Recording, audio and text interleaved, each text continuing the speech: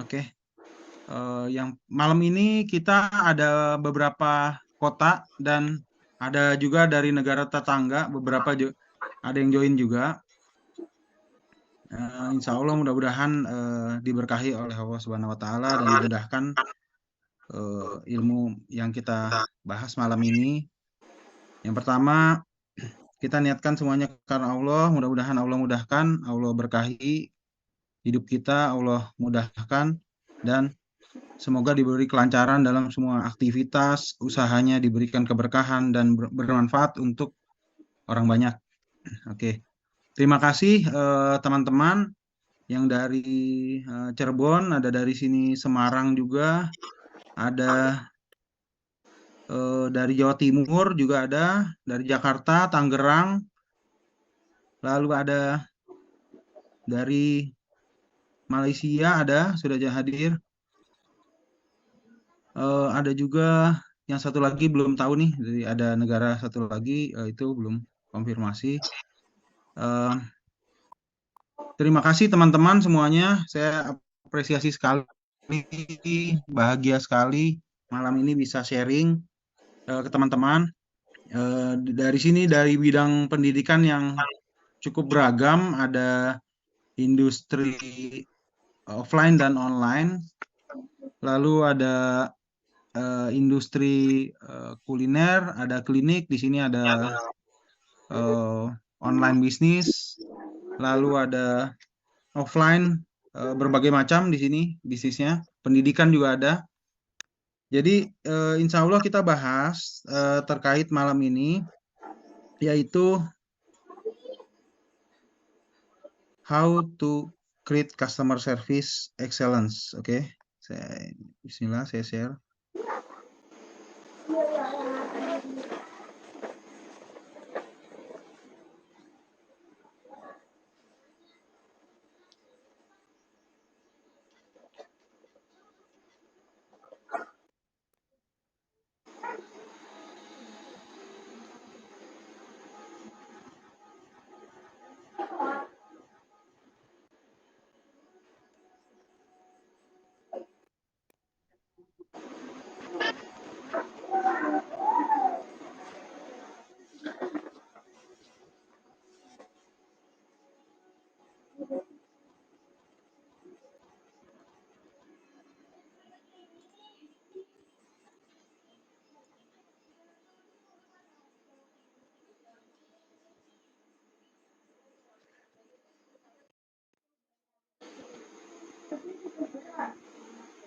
Saya dari profesional awalnya, saya lebih dari 10 tahun bergerak di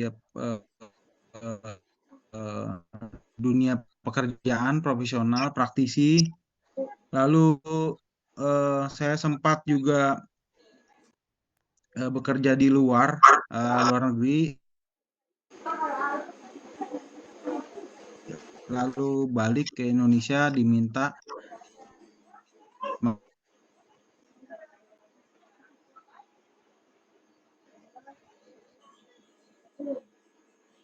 masuk waktu itu ke pemerintahan, ya itu jadi kita ngobrol sama menterinya dan cukup dekat juga, suka mendampingi beliau. Akhirnya didorong untuk bikin startup tahun setelah cetak omset miliaran gitu. Jadi beberapa kisah hidup naik turun ya. Jadi saya sampai Afrika waktu itu di sana dan kita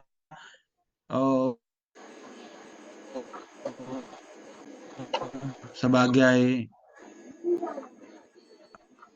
ekspatriat di sana melihat kehidupan yang luar biasa di sana. Itu juga handling orang dari berbagai negara gitu ya. Jadi dari Afrika Selatan, terus Kongo dan ada beberapa negara lainnya. Dan itu luar biasa sekali gitu. Jadi experience sifatnya sharing ya. Jadi teman-teman silahkan juga nanti sharing. customer juga, dari mulai customernya yang suka komplain, customer yang baik hati juga banyak juga gitu, dan dari berbagai jenis suku dan ras juga. Jadi bagaimana kita bisa handling customer ini. Lalu setelah lulus ada beberapa sertifikasi terkait pengajar, BNSP. Jadi untuk sertifikasi BNSP ada 2, trainer of trainer level 4 sama pendamping UMKM gitu. Sekarang juga saya ada bantu juga beberapa kegiatan supporting buat politik, dan sekarang diminta untuk jadi direksi di salah satu rumah sakit di Jakarta. Oke ya. Mungkin teman-teman ada yang mau ditanyakan untuk awal? Belum ada ya. Oke. Saya begini aja supaya lebih formal.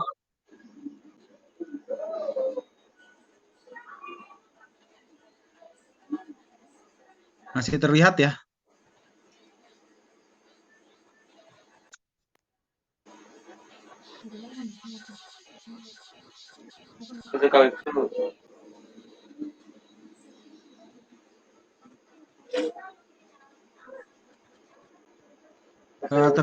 Terlihat PowerPoint-nya?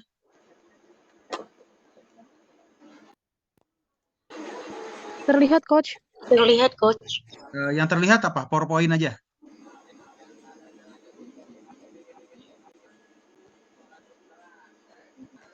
PowerPoint ya? Saya ada buka. Iya, Coach. Oke. Jadi malam ini sebetulnya kita bahas ada beberapa case dan beberapa konsep ya, cukup menarik sekali sebetulnya. Saya membandingkan dan mengadopsi dari beberapa sumber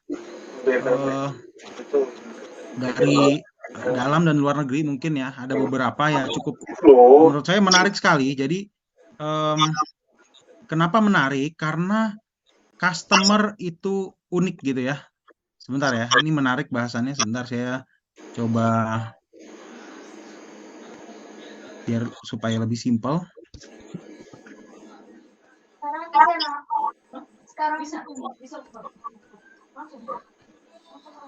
Oke.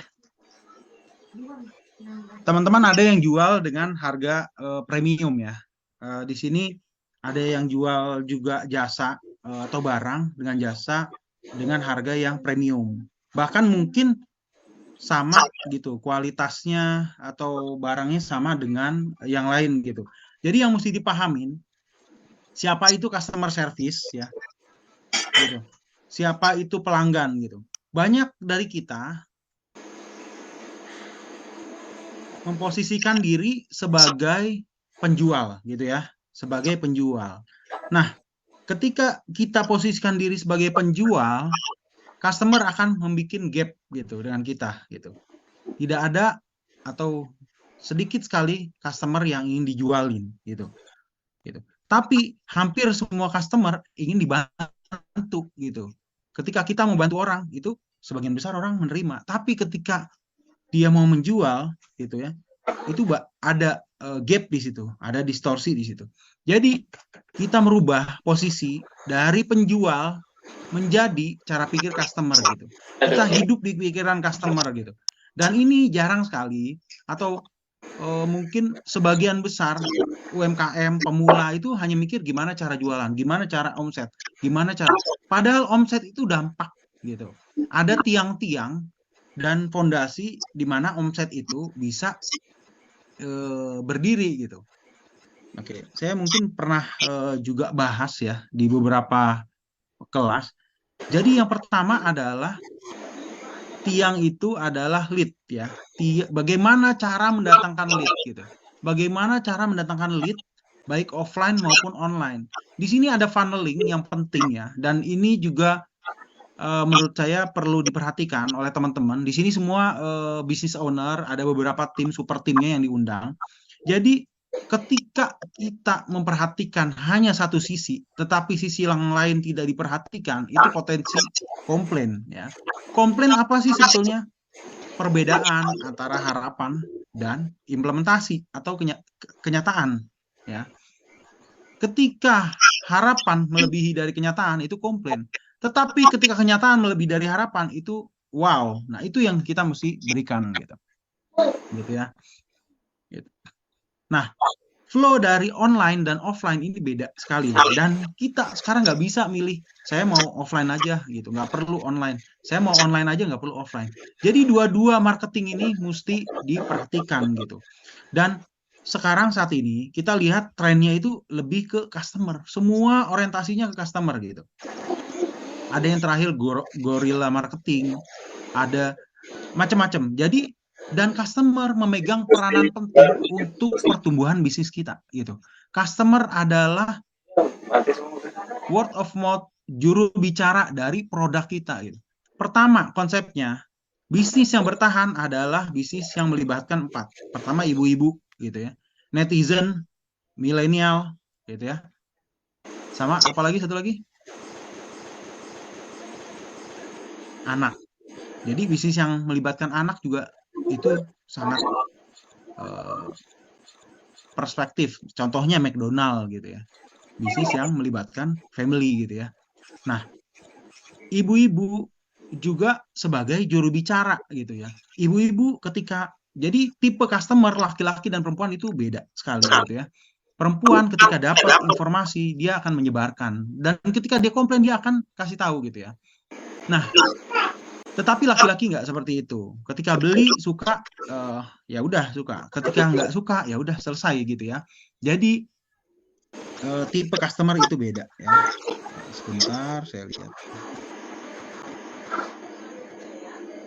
Oke, saya allow. Ini ada record. Oke, silakan. Nah, yang pertama itu jadi This meeting is being recorded. nah, yang kedua milenial gitu ya. Milenial netizen ya. Ini memegang peranan penting dari bisnis kita. Barang siapa yang ramai dunia maya, maka dia akan ramai dunia nyata gitu. Jadi itu penting sekali. Yang dijual adalah sebetulnya identitas kita, identitas bisnis kita. Siapa ownernya sebetulnya, bukan apa bisnisnya gitu ya. Banyak sekali bisnis-bisnis yang didatangi oleh misalnya influencer, YouTuber dan lain-lain itu jadi ramai. Karena apa? Ada cerita di balik itu, ada brand identity di balik itu gitu. Jadi, bisnis itu bukan sekedar menjual barang atau jasa. Kalau itu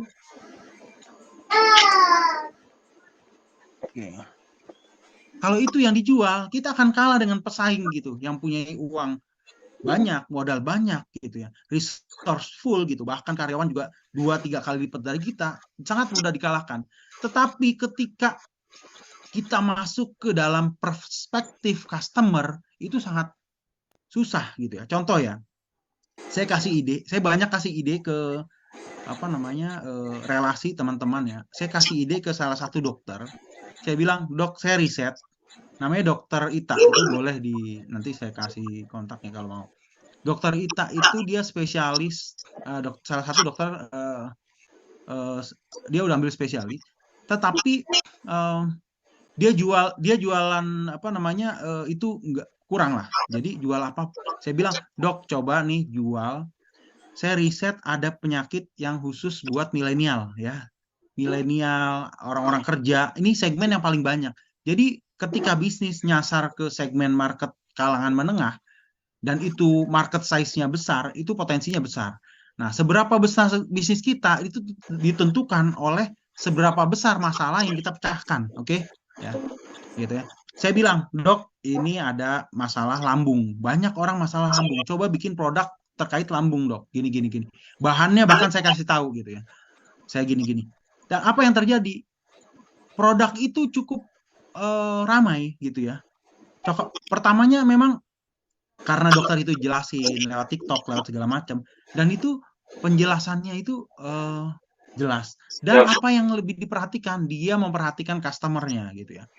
Hanya dalam beberapa bulan ya, customer-nya itu 1.000 customer untuk dokter ya, dan aktif gitu ya. 1.000 itu membeli aktif gitu ya, tanpa iklan gitu ya, tanpa iklan. Jadi dia menerapkan waktu itu offline marketing, yaitu saya kasih saran juga waktu itu. Awalnya memang iklan, setelah itu dia maintain 1.000 customer aktif untuk satu produk itu, dan itu menurut saya cukup bagus gitu ya. Kalau boleh cari namanya Teramah ya. Teramah produknya buat mah. Dan ini campuran herbal isinya dan berkali-kali lipat gitu marginnya. Itu satu. Gitu. Ada lagi saya diminta satu dokter juga. Ini kebenaran juga ada industri-industri kesehatan yang minta kami untuk konsultan. Satu industri kesehatan BIP minta untuk bikin startup. Ini untuk training dokteran nih susah nyarinya gini. Jadi kita bikin portal khusus training ini. Seberapa besar masalah yang bisa diselesaikan dengan ini gitu. Akhirnya setelah di breakdown, akhirnya apa? Ganti bisnis gitu. Ganti bisnis. Jadi core-nya adalah bisnis-bisnis yang bertahan jangka panjang adalah bisnis-bisnis yang selalu dibutuhkan. Misalnya kesehatan, pendidikan gitu ya. Apalagi makanan gitu ya. Ketika pandemi, 3 bisnis ini survive gitu ya, bertahan gitu ya. Ketika orang tidak keluar rumah dan lain-lain gitu. Ini termasuk ada customer kita yang di Malaysia itu juga kecantikan gitu ya. Ya terkait ke salah satu estetika gitu ya yang diperhatikan. Itu cukup luar biasa gitu animonya gitu karena servisnya bagus, dokternya juga sangat excellent jelasinnya gitu, ditambah istrinya juga luar biasa jelasinnya gitu ya. Itu orang-orang happy gitu ya dan balik lagi bahkan dari berbagai negara datang ke Malaysia gitu. Saya lihat ini contoh ya, saya ambil kasus special case ya, contoh ya di Malaysia nih mungkin ada orangnya di sini ya, Bu Sarifah. Dia itu jelasin customer sangat detail ya, sangat detail dijelaskan, diajak ngobrol customernya ya. Nah, ini bukan saya sama sekali tidak menyinggung dokter di sini ya. Terkait ini saya special case untuk gigi ya. Ketika di sini, ini saya ada gigi saya itu jadi perlu rawatan akar, mati gitu ya, mati. Di sini dirawat segala macam sampai berbulan-bulan, mungkin hampir setahun gitu saya ngerawat gigi gitu ya. Oke, setelah sampai sana, ini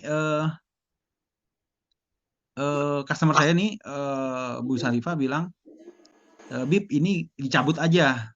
Oke. Kenapa? Iya, udah dari pertimbangan kita dicabut. Oke ya, ini menarik nih.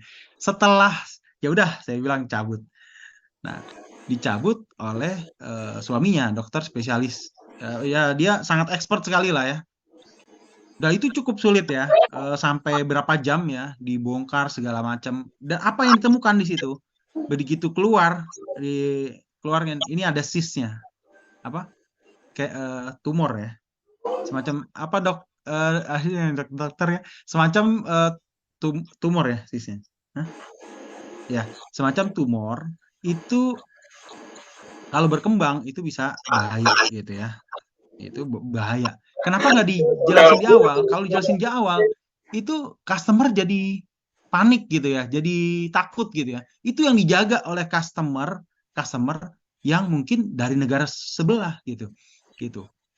Banyak juga gitu. Saya anterin saudara saya ke Malaysia. Itu treatmentnya seperti itu, tenang. Bahkan penyakitnya parah waktu itu udah cancer stadium berapa. Nggak apa-apa dokternya tenang, dibangun emosionalnya, mentalnya. Jadi untuk bisnis-bisnis yang mengandalkan offline dan services ya, yang paling penting adalah bagaimana hubungan kita dengan customer, bagaimana menumbuhkan spirit, semangat, mindsetnya customer gitu, dan mereka bisa sembuh gitu. Satu itu ya. Oke.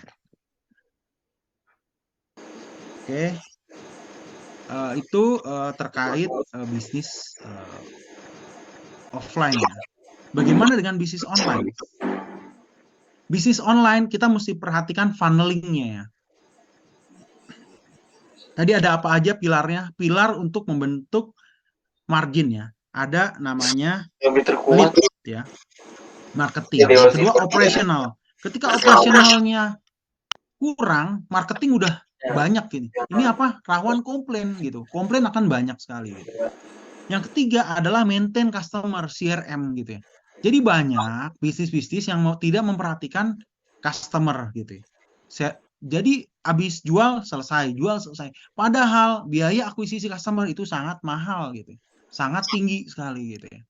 Gitu. Dan customer itu berhenti ketika apa? Ketika apa? Ini mungkin udah tahu ya.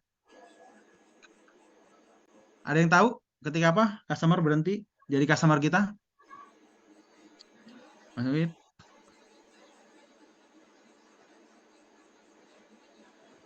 Oh, ini masih ke-mute ya. Jadi berhenti ketika sudah selesai, sudah meninggal gitu ya. Selama masih hidup itu customer kita gitu ya. Intinya itu. Nah, bagaimana menjual dengan harga premium ya. Jadi salah satu pondasi dari bisnis adalah SDM ya. SDM itu kita juga perhatikan. SDM put the right man on the right place gitu. Taruh orang sesuai dengan bakatnya. Ada orang yang jago ngomong gitu. Itu taruh di bagian customer service. Ada orang yang jago teknis gitu. Taruh di belakang layar. Jangan orang ditaruh di berbagai bidang gitu ya. Bahkan mungkin ini fenomena yang umum ya. Ketika dia bisa ya, kita naikin levelnya. Dia ngurusin yang lain lagi. Ketika dia bisa, dia naikin lagi levelnya. Dia belajar sesuatu yang baru. Padahal ini salah satu mungkin kerugian buat kita. Apa? Karena dia udah jago, udah nilainya udah 8 di bidang itu. Kita suruh belajar yang baru lagi. Yang baru lagi. Jadi bisnis yang eksis, yang panjang gitu ya, itu yang benar-benar satu orang nguasain betul-betul, detail dia tahu gitu ya. Dan dia menguasai end-to-end solution gitu ya. End-to-end solution apa? Dari awal sampai akhir, customer itu dia tahu gitu. Bahkan keluarganya tahu gitu ya. Gitu ya. Apa aja tahu gitu ya. Terkait customer itu sedetail mungkin gitu ya. Sedetail mungkin ya. Gitu ya. Ini juga teknik pitching yang dipakai ketika kita bertemu orang dan kita ingin dapat attention dari orang tersebut gitu ya. Gitu. Itu saya terapin juga berbagai macam orang gitu ya. Dari mulai pejabat dan lain-lain gitu ya. Termasuk ketika saya udah cerita juga mungkin ya beberapa customer saya. Ketika saya di Afrika itu sangat ada orangnya sangat kasar sekali gitu drivernya ya. Jadi orang Europe yang kasar lah ya. Jadi negara buangan lah ya, Afrika Selatan buangan orang Amerika sama orang Eropa gitu ya. Nah itu kasar sekali ngomongnya dan lain-lain. Akhirnya apa yang saya lakukan? Saya berbicara dari perspektif dia gitu. Apa yang dia pikirkan gitu ya. Oh, dia pikir waktu itu ada Piala Dunia, ada Rihanna segala. Saya tanya, bagaimana dengan ini? Oh, saya suka lagunya ini. Saya pancing gitu, dia cerita semua gitu ya. Dia cerita semua dan berubah sikapnya gitu ya. Dari kasar begitu turun itu koper saya dibawain gitu ya. Begitu saya kasih uang dia bilang you are my brothers, gak usah gitu ya. Dan itu adalah mindset cara berpikir customer ya. Dari jadi gini, sebagian customer itu mikir ketika jualan, dia mikir orang ini mau nipu apa, orang ini mau ngambil apa dari saya. Makanya jangan sekali-kali bilang mungkin istilahnya itu diganti ya, maksudnya harga terus seperti dan apa istilah-istilah yang lebih masuk ke pikiran mereka. Misalnya investasi gitu ya. Investasi kan akan kembali gitu ya. Gitu. Ketika kita jual, tanda kutip jualan ya, mereka ada sesuatu yang diambil gitu ya. Jadi mindset shift mereka ketika satu ya, kita dipikir sebagai penjual gitu ya. Yang kedua, ketika dia berubah ya, itu ada proses dari cold market menjadi hot market ya. Jadi gini, mungkin saya ada sedikit ulang ya karena ini ada beberapa customers. Sekalian kita refreshing ya. Mudah-mudahan dapat insight baru. Jadi ada cold market ya, ada hot market. Cold market itu adalah customer yang nggak pernah interaksi sama kita. Termasuk customer-customer yang kita ngiklan gitu ya. Itu cold market. Kecuali memang udah pernah iklan beberapa kali ke dia ya. Gitu ya. Itu satu ya. Makanya kalau bisa jangan closing di kesempatan pertama ya. Mereka butuh trust ke kita gitu. Mereka butuh sesuatu yang meyakinkan bahwa kita itu ada di pikiran mereka ya. Terutama untuk nilai-nilai yang besar gitu ya. Kita mesti memberikan trust dulu ke mereka gitu ya. Satu.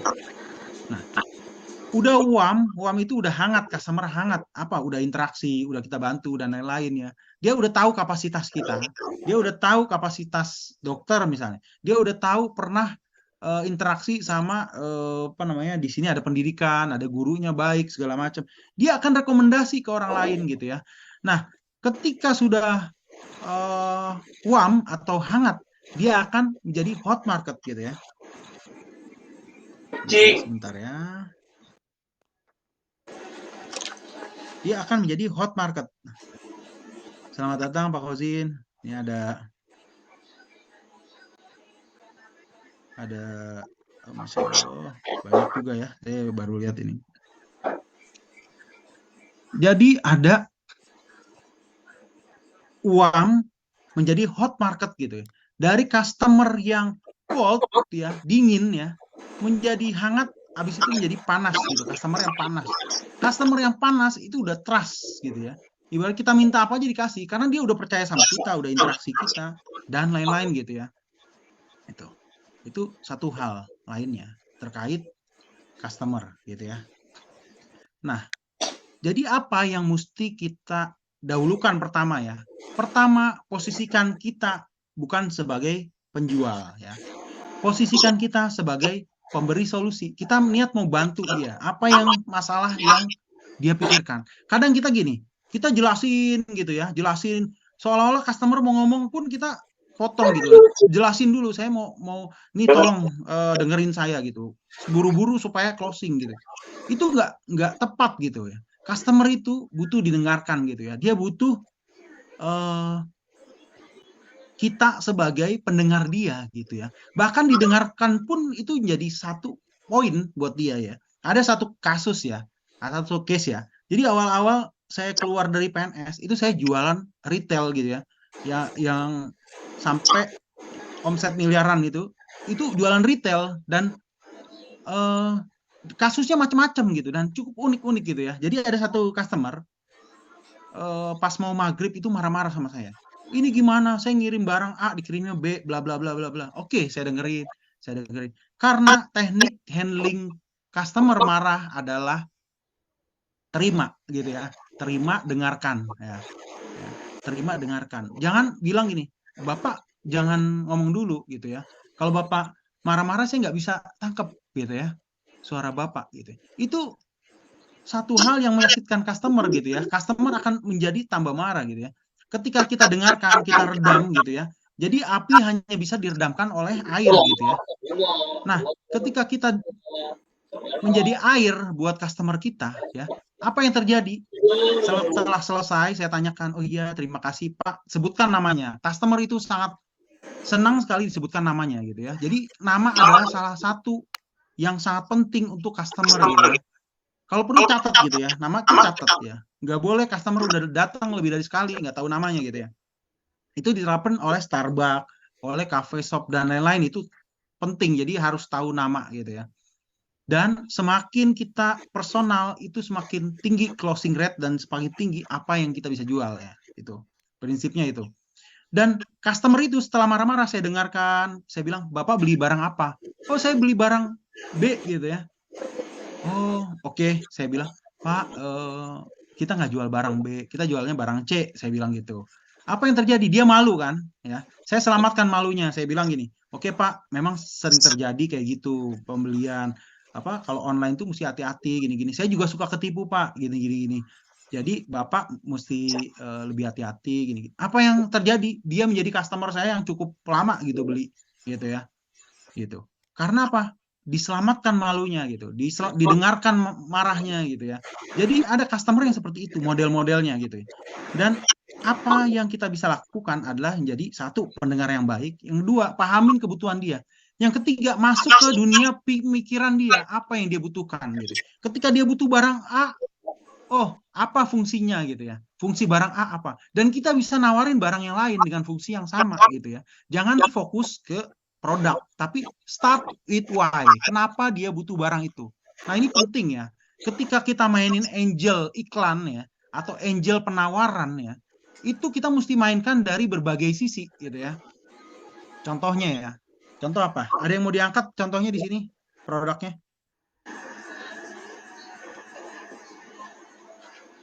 Di sini banyak sekali ya, macam-macam. Ini ada yang pendidikan, ada yang cukup banyak nih. Ada yang mau diambil contohnya kasusnya? Sebentar, belum bisa unmute ya. Saya bukain dulu, silakan kalau mau.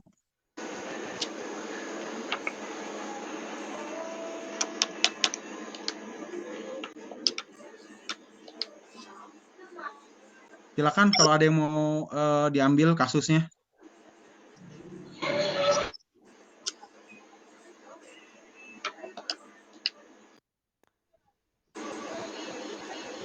Dokter Ria mungkin? Siapa lagi di sini? Bu Sarifah?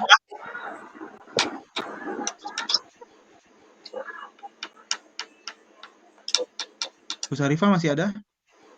Oh, masih ada ya. Silakan Bu Sarifah kalau mau tanya. Gimana kabarnya Selangor?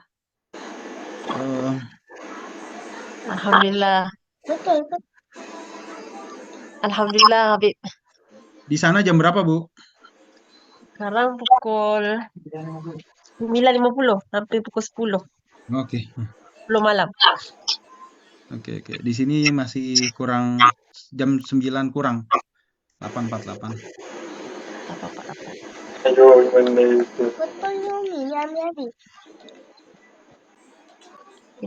Mungkin ada kasus yang mau dibahas? Saya banyak terima WhatsApp, tapi tak berjaya di closing. Oh, oke. Dia cuma bila dia tanya kita jawab, terus dia blue tick, lepas tu terus tak tanya lagi, lepas kita tanya soalan lagi dia tak respon. Oke, itu yang paling banyak ya kasusnya ya. Kenapa kira-kira dia nggak respon, Bu?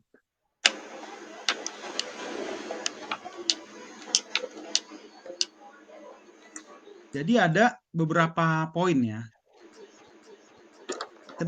Jadi gini, kita perlu masuk ke dunia customer ya. Ketika kita jadi customer dan kita nggak respon orang, apa yang kita pikirkan? Satu ya, ini saya bicara dari customer ya, dan ini bisa berbeda tiap customer ya.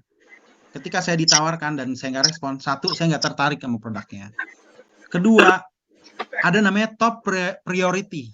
Nah, ketika kita ngelihat barang, makanya hot customer itu segera di closing ya. Jangan tunggu berhari-hari, apalagi berminggu-minggu. Itu udah dingin lagi gitu ya. Makanya hot customer segera di closing gitu ya. Nah, ketika dia lihat barang, misalnya ya, ibu jual braces ya. Dia lihat braces di bandara misalnya. Wah, ini braces di bandara nih. Saya tahu nih klinik yang bagus layanin braces misalnya. Wah, Reza Satri nih expert nih buat layanin braces. Itu udah ada bayangan dia. Entah dia dapat informasi dari rekomendasi temannya maupun dia dapat dari iklannya. Itu ada edukasi. Namanya dia ngerubah dari cold market menjadi warm gitu ya. Gitu. Bahkan menjadi hot gitu ya. Kalau video bagus dia jadi hot market gitu ya. Segera itu dia chat ke customer service kita ya. Makanya untuk awal kalau bisa polanya adalah kita closing dulu gitu ya. Sebagai business owner kita tahu polanya gitu ya. Kita tahu polanya. Jadi kita nggak bisa dibohongin sama tim kita gitu ya. Dan saya nggak closing, saya pegang sendiri HP-nya. Saya tahu. Coba mana HP-nya? Kamu nggak usah masuk dulu 1 hari. Saya mau tahu kayak gimana tipe customer-nya. Oh, customer Jabodetabek tuh nggak suka. Kota besar nggak suka dibilang. Kualitas kita lebih bagus. Oh yaudah, saya nyari yang nggak berkualitas saja, harganya yang penting murah, kayak gitu. Itu tipe-tipe customer kita tahu dan saya buktikan gitu ke tim saya nih closing semua. Cuman satu yang nggak closing. Itu 95% closing rate-nya gitu ya. Itu pun kelihatannya salah, dia salah chat gitu ya. tapi sisanya closing. Gimana caranya? Pertama, lihat sudut pandang dari customer ya. Yang kedua gini, ada 2 perspektif ya. Yang satu itu perspektif kesenangan, harapannya dia ya. Harapan customer misalnya pengen kulit putih, gigi cantik kayak artis Nurhaliza misalnya dan lain-lain ya. Itu satu. Yang kedua, yang ini lebih kena ya. Secara riset ini lebih mengena ke customer apa? Ya. Yaitu adalah pain atau tingkat kesakitan, dan ini bisa dimainkan di semua iklan, di chat dan lain-lain, sehingga customer itu ngerasa oh iya ya bahaya ya. Misalnya contoh ya, pain ini contoh ya, dia gigi miring misalnya ya. Ini kalau dibiarkan, saya kurang mendalami, tapi mungkin seperti ini. Misalnya giginya miring. Ibu kalau dibiarkan giginya miring terus nanti susah. Udah bertahun-tahun nanti bakalan lebih susah lagi, satu ya. Nah, dan ini juga berpotensi mungkin jadi ngerubah struktur ya, struktur giginya, rahangnya, dan mungkin mukanya jadi kelihatan aneh karena mukanya tambah lama tambah maju mulutnya gitu ya. Ini kelihatannya nanti bahaya Bu. Maksudnya secara medikal gitu ya. Ini estetika juga nggak bagus gitu ya, dan lain-lain gitu ya. Itu satu ya. Makin lama makin maju. Dan itu kita teranginnya secara medis gitu ya. Dan itu masuk ke pertama, mainkan apa? Closing itu apa? 80% closing adalah perasaan ya. Jadi mainkan perasaan dulu ya. Ini termasuk ya semua ya. Ini penting ya. Jadi 80% adalah perasaan. Masukkan ke perasaannya 20% logika. Jadi semua iklan kita, semua penawaran kita 80% emosinya. Mesti tahu emosinya itu apa. Misalnya dia mau nikah, kok giginya miring gitu ya. Puan ini kalau nikah gini-gini perlu cantik gitu ya. Puan kalau lihat ini bagus nanti Puan kalau nikah, kalau di foto. Itu udah emosinya udah senang. Wah, dia udah ngebayangin nikah itu pakai gaun gitu ya, cantik. Itu kita bayangkan, kita masuk ke dalam pikiran dia, kita kembangin emosinya. Begitu udah cocok gitu ya, udah senang, dia bakal nyari gitu. Uang itu sebetulnya nomor 2, nomor 1 adalah emosionalnya ya. Contoh ya, ada salah satu customer saya itu di dunia pendidikannya, itu biayanya mahal juga gitu ya. Kenapa dia bisa jualan gitu? Dan itu waiting list gitu ya, waiting list sampai 1 tahun sebelumnya. Jadi ini udah penuh tahun depannya lagi. Kenapa? Karena bisa memainkan emosinya dari calon customernya gitu ya. Ketika masuk sini dapat networking orang-orang yang cukup bagus gitu ya. Anak ibu nih nanti pergaulannya bagus, sehingga ketika kecil dia bergaul sama orang-orang besar, dia udah besar punya jaringan orang-orang besar, dan itu salah satu aset ibu. Nawarinnya begitu coba gitu ya, bayangin ya. Pagi-pagi saya lihat itu udah kayak showroom mobil gitu ya, di etalase di lobinya tuh udah kayak showroom mobil, gantian mobil-mobil yang mewah-mewah gitu. Kenapa? Dimainkan emosinya, dan nggak ada artinya uang buat mereka gitu ya. Dan itu ada segmen market. Ketika orang bilang mahal, satu, dia nggak ngerasa itu ngebantu dia secara emosional, dan dia nggak merasa itu satu pain atau satu kesakitan buat dia gitu. Tapi ketika dia ngerasa itu satu kesakitan, dan itu jika dibiarkan makin bertambah ya, itu dia akan segera menghentikannya gitu. Dengan cara apa? Ya contoh ya, ini contoh ada customer saya lagi, satu lagi dokter ya. Bentar ya.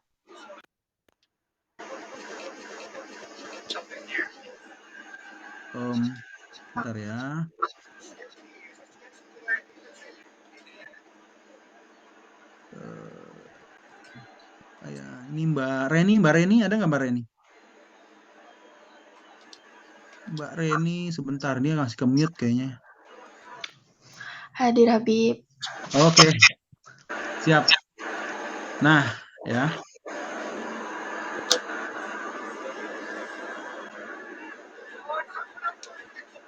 Nah, ini Mbak Reni jual ya, sunat yang premium ya Mbak Reni ya. Betul? Oke. Raisen, silakan. Oke, silakan.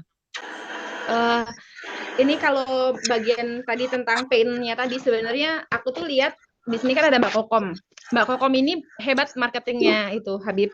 Jadi dia selalu bisa naikkan Tayo 3 jadi Tayo 6. Selalu itu. Mungkin 95% lah pasien yang pilih Tayo yang lain tuh sama Mbak Kokom. Kalau ketemu Mbak Kokom tuh closingnya nanti di Tayo 6. Ini di mana, Dok? Di klinik Indramayu. Indramayu. Ini orangnya ada di sini. Oke. Tapi kalau di Cirebon itu nggak closing kadang. Closingnya pun kadang kalau udah Tayo 3, bahkan kadang dokternya yang jelasin nggak closing. Maksudnya nggak closing di Tayo 6 gitu. Nah, yang aku lihat itu Mbak Kokom tuh memang mainin di pain-nya tadi ya. Nanti anaknya rewel, Bu.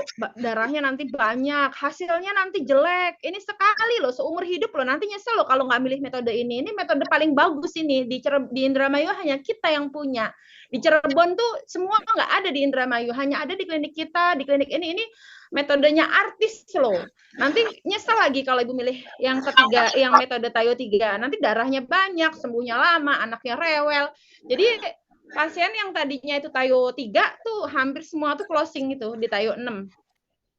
Bagus itu metodenya, itu memang yang saya setuju. Dengan metode pain itu lebih mujarab. Jadi takut anaknya rewel, gitu kan, takut sunat banyak darahnya, takut hasilnya jelek, lama sembuh, kayak gitu. Cuman yang menjadi masalah tuh begini, Habib. Jadi ada masalah, misalnya kayak masalah kesembuhan. Kadang karena perawatan luka di rumah itu jelek, ibunya jorok, yang kayak yang kasus yang terbaru ini, ada satu anak yang sampai sekarang belum sembuh, ini udah hari ke-20.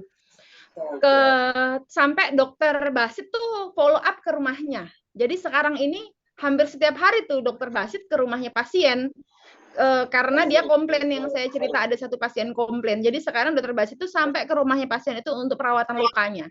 Nah, pasien itu tuh memang menengah ke bawah. Jadi karena dia menengah ke bawah, jadi susah ngomongnya, IQ-nya kan agak kebanyakan kan beda lah sama menengah atau menengah ke atas. Mereka agak susah dijelaskan, pahamnya lebih lama.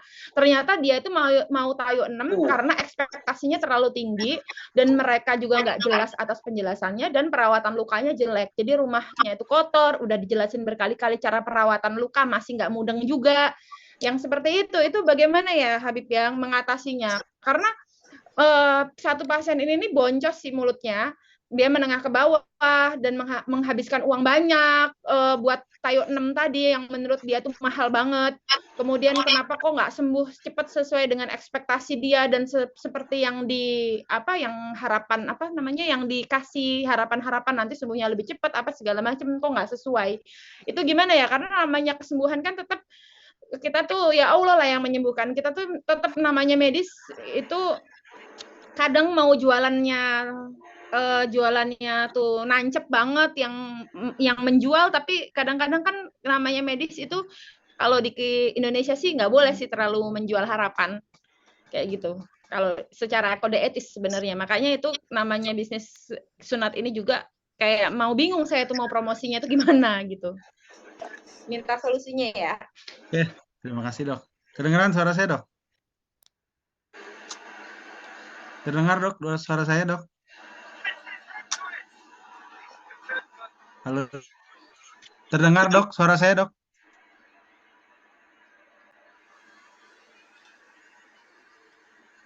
Yang lain mungkin suara saya terdengar?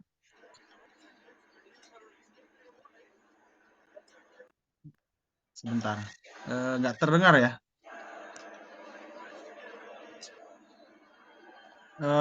Halo, tes. Terdengar, Coach. Oh iya. Terdengar, Habib. Maaf, memastikan. Jadi gini, dari semua bisnis kita masing-masing, itu ada 10%, 5-10% itu unexpected people namanya, unexpected customer gitu ya. Dan itu mungkin dari sisi kita itu semuanya nggak dapat gitu. Udah bayar murah, komplainnya paling banyak, nyebarin kemana-mana ya, dan lain-lain ya. Itu gimana kita handle-nya? Satu ya, kalau di-handle oleh pegawai kita, itu ada namanya alokasi khusus buat handling komplain ya. Pertama, kasih dia tiket ya. Kalau dia udah sistemnya, kita pakai tiketing, tiket problem ya. Jadi orang ngerasa dilayanin. BCA, semua kayak gitu ya. Perusahaan-perusahaan bilang, kita kasih nomor tiket, ini tiketingnya. Oke. Kita kasih SLA namanya, Service Level Agreement ya. Ini jangka waktu 2 kali 24 jam kita selesaikan. Nanti kita selesai lebih cepat, dia lebih senang gitu ya. Karena kita udah ekspektasi set ini 2 hari. Enggak kita pegang langsung selesai gitu ya. Enggak ya. Kita handling customer ya. Kita kasih waktu khusus. Kalau perempuan jangan pagi-pagi gitu ya. Kalau dia terima komplain pagi-pagi itu moodnya udah udah nggak enak gitu ya. Apalagi pada saat fase bulanan ya, itu juga kita mesti tahu gitu ya. Oh, ini pegawai kita lagi fase itu gitu ya. Jadi satu hal, customer yang seperti itu dia akan menyebarkan gitu. Ketika komplain dia bakal sebar kemana-mana. Jadi ini kita handling khusus ya. Ada karyawan kita yang handling customer gini ya. Kita pegang nih satu customer, pegang gitu ya. Jangan sampai dia nanti impact-nya ya. Jadi customer itu kita lihat pertama impactful-nya juga ada gitu ya. Tapi juga jangan energi terkuras di situ gitu ya. Kita mesti jelasin gitu ya. Ini kita sudah menerapkan semua metodenya dan lain-lain. Kita lihat testimoninya nih. Ini semua sebagian besar berhasil karena ibu ada prosedur yang nggak dijalanin gitu ya. Jadi ada prosedur yang nggak dijalanin sehingga ini hasilnya nggak sesuai ekspektasi. Ini satu case ya. Saya temenan sama CEO-nya Bukalapak. Namanya Chief Rahmat waktu itu ya. Ada yang komplain, dia cerita ada yang komplain waktu itu beli barang A dikirimnya B ya. Nah, itu customer itu bahkan ngeviralin di media sosial dan lain-lain ya. Apa yang dilakukan? Dia nganalisa customer ini sukanya apa. Dia lihat, oh di keranjangnya ada tanaman-tanaman, tapi nggak dibeli. Atau dia sering lihat tanaman. Oke, dia bilang, tolong beliin tanaman, anterin langsung ke rumahnya. Ya, anterin langsung ke rumahnya dan minta maaf di situ. Customer ini dapat namanya teknik service recovery ya, service recovery. Dan itu ada priority. Jadi ketika komplain, kita prioritas mana yang berimpact besar, mana customer yang bisa kita handling. Jadi ada 4 kuadran namanya time management metric. Ini juga kita udah share ke beberapa teman-teman. Mana yang prioritas dan mendesak itu dikerjain dulu ya. Termasuk customer. Mana yang prioritas, yang penting tapi nggak mendesak. Nah, itu bisa di scheduling gitu ya. Nah, dan apa yang terjadi?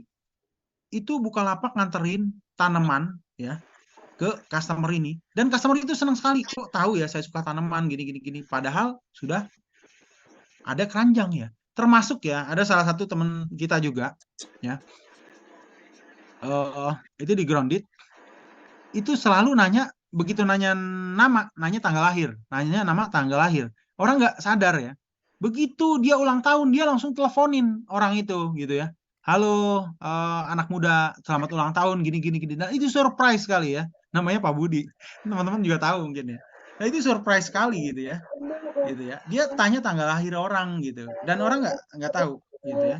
Orang nggak sadar mungkin ya. Oh, kok ini bahkan sebagian orang loh, pasangan saya aja belum ngucapin ulang tahun, dia udah ngucapin ulang tahun gitu ya.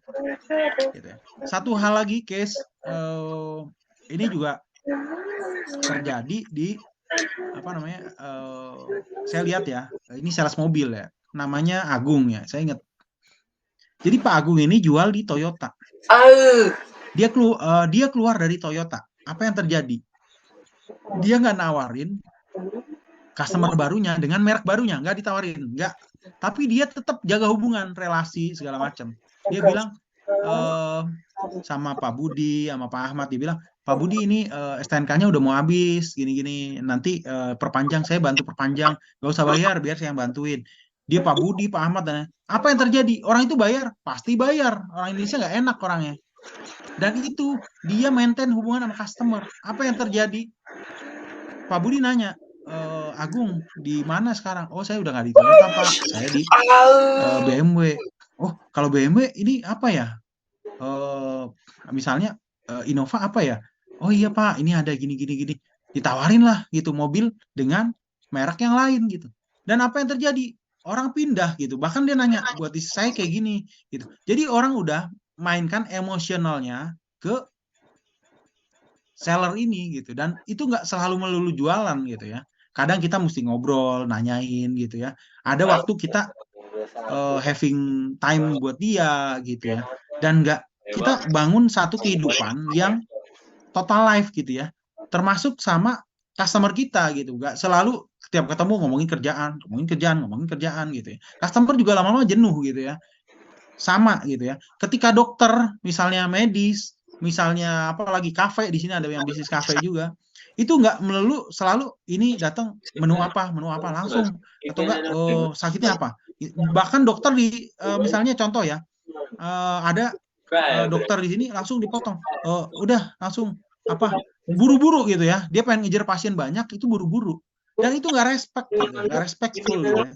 Gitu. Saya kenapa selalu senang sekali di sini Eka Hospital namanya. Eka Hospital itu dia selalu, saya bukan promosi ya, tapi dokternya itu masih muda-muda ya. Dokternya mungkin dibanding dokter-dokter sendiri kurang pengalaman, tapi dia dengerin pasiennya, nggak dipotong, dia perhatiin, direspon sesuai omongannya, didengerin. Saya senang sekali gitu. Ketika dan itu mahal, bukan nggak mahal gitu ya. Tapi saya pengen ke situ gitu. Nggak apa-apa lah, udah biaya nggak seberapa, kesehatan lebih penting gitu ya. Nah, karena didengerin, pasien itu didengerin, sama gitu ya.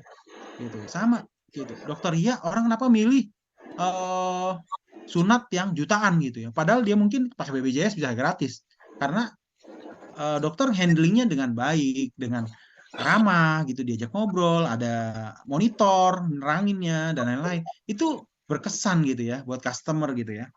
Itu jadi customer gitu di handling, diselesaikan. Jadi ada masalah jangan dihindari tapi diselesaikan, diredam. Namanya ada teknik namanya service recovery gitu ya. Terima kasih, ucapkan namanya, dengerin gitu ya. Nanti energinya habis, itu fase sepakat namanya. Ada fase sepakat baru nanti apa solusi dari kita dan dia bisa terima. Itu ya. Mungkin itu.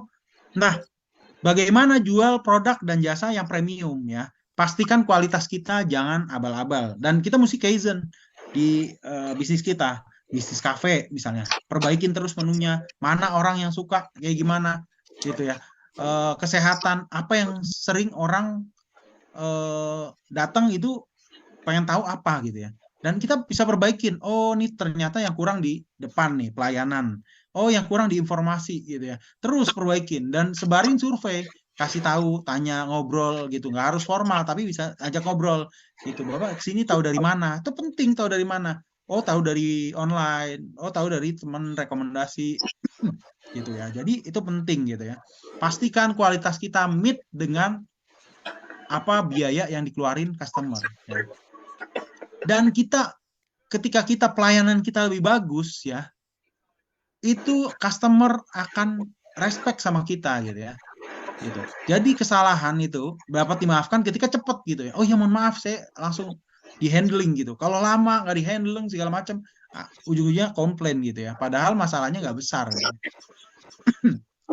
Yang kedua, bangun merek yang kuat gitu ya. Ketika mereknya udah ternama, itu kita bisa udah mulai menyesuaikan harga gitu ya. Layanannya unggul ya. Terus komunikasikan value-nya gitu ya. Orang nggak tahu ini kenapa kita lebih mahal jualnya.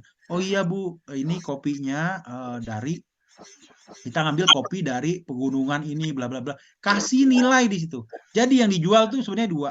Brand identity orangnya ya, penting orangnya, atau cerita di balik barang kita. Ya. Itu yang bisa naikin harga gitu ya. Itu yang bisa naikin harga. Atau experience atau testimoni dari orang lain gitu. Itu juga bisa gitu ya. Gitu. Jadi dan semua ada marketnya. Jangan khawatir jual lebih mahal, takut wah nanti customer saya pada hilang. Enggak, ya gitu. Gitu. Ada teknik harga dan lain-lain gitu ya. Nah, targetkan pelanggan yang bersedia membayar lebih. Ini salah satu aja. Misalnya Apple itu begitu launching produk, itu udah ngantri, Pondok Indah ngantri, bahkan teman saya ada yang ngantri rela ke Singapura buat beli produk Apple. Saya bilang, apa yang terjadi dengan pikiran mereka gitu ya. Mereka udah masuk ke satu komunitas yang mereka dieksklusifkan di situ gitu ya. Mereka diperlakukan secara istimewa di situ. Itu yang penting. Gitu. Bahkan Apple itu ada di luar negeri, maling ya. Dia ngambil data orang dan lain-lain. HP-nya itu mau dibongkar sama federal, sama pengadilan, itu nggak boleh gitu. Secara peraturan Apple tidak bisa membocorkan informasi yang ada di situ gitu, kecuali penggunanya sendiri gitu ya. Gitu. Saking menjaga privasinya, dan itu viral gitu ya. Jadi bikin kisah-kisah viral. Kalau market kita adalah milenial, netizen gitu ya, ibu-ibu bikin cerita-cerita gitu ya. Gitu. Kita banyak kok insight gitu ya. Coba lihat insight. Oh, ini apa yang kita bisa naikkan gitu ya. Gitu. Oke. Nah, kenapa customer nggak mau beli produk kita? Satu, harga ya. Jadi harga itu bisa diganti dengan kata-kata yang lebih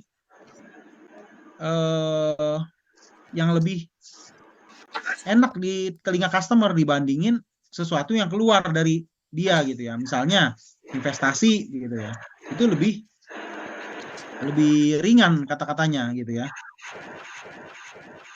Dan ketika kita ngasih value lebih besar gitu ya, itu harga bukan satu masalah gitu ya. Tadi yang dokter Ria bilang gitu ya, Ibu, anak ya, anak itu satu hal yang luar biasa buat, apalagi buat orang tua ya, ibu-ibu ya. Udahlah, saya nggak apa-apa korban uang gitu, uang bisa dicari, tapi anak saya seumur hidup gitu ya. Itu dapat namanya hot button gitu ya. Ada hot button yang dimainkan di situ. Itu nanti kita bahas ya, apa aja hot button ya. Hot button itu diangkat oleh salah satu penulis, namanya Barry Fake dari Amerika. Dia menemukan bahwa ada titik-titik ketika customer itu disentuh bagian itu customer pengen beli apapun yang dijual. Gitu ya. Itu udah di riset sama dia. Gitu ya. Apa aja ini kita ngulang ya. Ada beberapa yang udah dapat materinya, nggak apa-apa. Buat biar lebih nangkep lagi. Yang pertama, keinginan untuk diakui, dihargai, dan dipuji ya. Pelanggan ini merasa penting gitu ya. Nah, ini contoh ya, teman saya yang jual BMW itu Pak Budi, begitu datang dia langsung bilang, wah bagus sekali tampilannya, dia pengen dihargai. Bapak lebih keren nih kalau pakai mobil BMW nih dibandingin pakai CR-V. Kalau CR-V udah kelasnya beda lah Pak, di komplek ini udah banyak, tapi kalau BMW belum ada gini. Dia ingin dihargai, diakui, dipuji gitu ya. Apa yang bisa dipuji, dan itu mesti original, mesti dari hati gitu ya. Kalau kita muji itu nggak dari hati, itu kelihatan gitu ya, kelihatan gitu.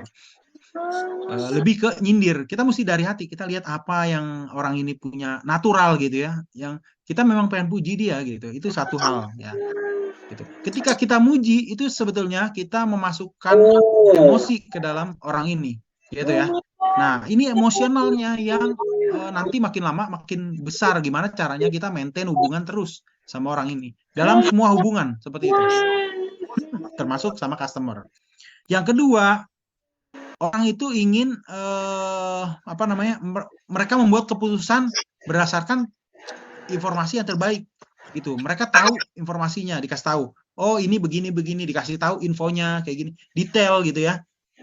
Itu ketika dia tahu, mereka pengen lebih tahu lagi. Oh, ini Ibu kalau misalnya pakai pensiler ini lebih cepat keringnya. Apalagi ini ramuan salep ini, Ibu kalau kasih salep ini itu lebih salep kita belum ada yang punya Bu salepnya. Dan itu efektif, banyak yang kering kurang dari seminggu gitu misalnya. Oke. Yang ketiga, mereka itu customer pengen punya kontrol gitu ya. Nah, jadi Bapak pengennya kayak gimana itu. Kembalikan ke mereka, selalu kasih pilihan. Dan kita hanya bisa mengarahkan pilihan, jangan nyuruh customer gitu. Kalau customer merasa disuruh, bakal nggak nyaman gitu ya. Bahkan saya pernah begini juga ya, customer ini nggak sesuai sama produk saya. Saya bilang, Pak, Bu, kalau itu sebetulnya nggak pas di saya. Saya bilang lebih bagus di sini Bu. Gini, kita benar-benar sebagai konsultannya mereka, apapun gitu ya. gitu ya. Misalnya gini, rumah makan ya, ketika nawarin customer makanan, bukan mau pesan apa lagi, nggak kayak gitu. Ibu mau coba apa namanya rekomendasi dari chef kami nggak? Ini spesial nih hari ini nih buat ibu, cobain ibu. Gitu. Itu udah mulai ngobrol gitu ya. Gitu. Dan dia ngerasa satu hal yang spesial, satu hal yang konsultan gitu ya. Saya bilang, Bu, ibu nggak cocok sama saya. Ini produknya beda. Saya kasih solusi beda sama yang ibu pengen. Gini.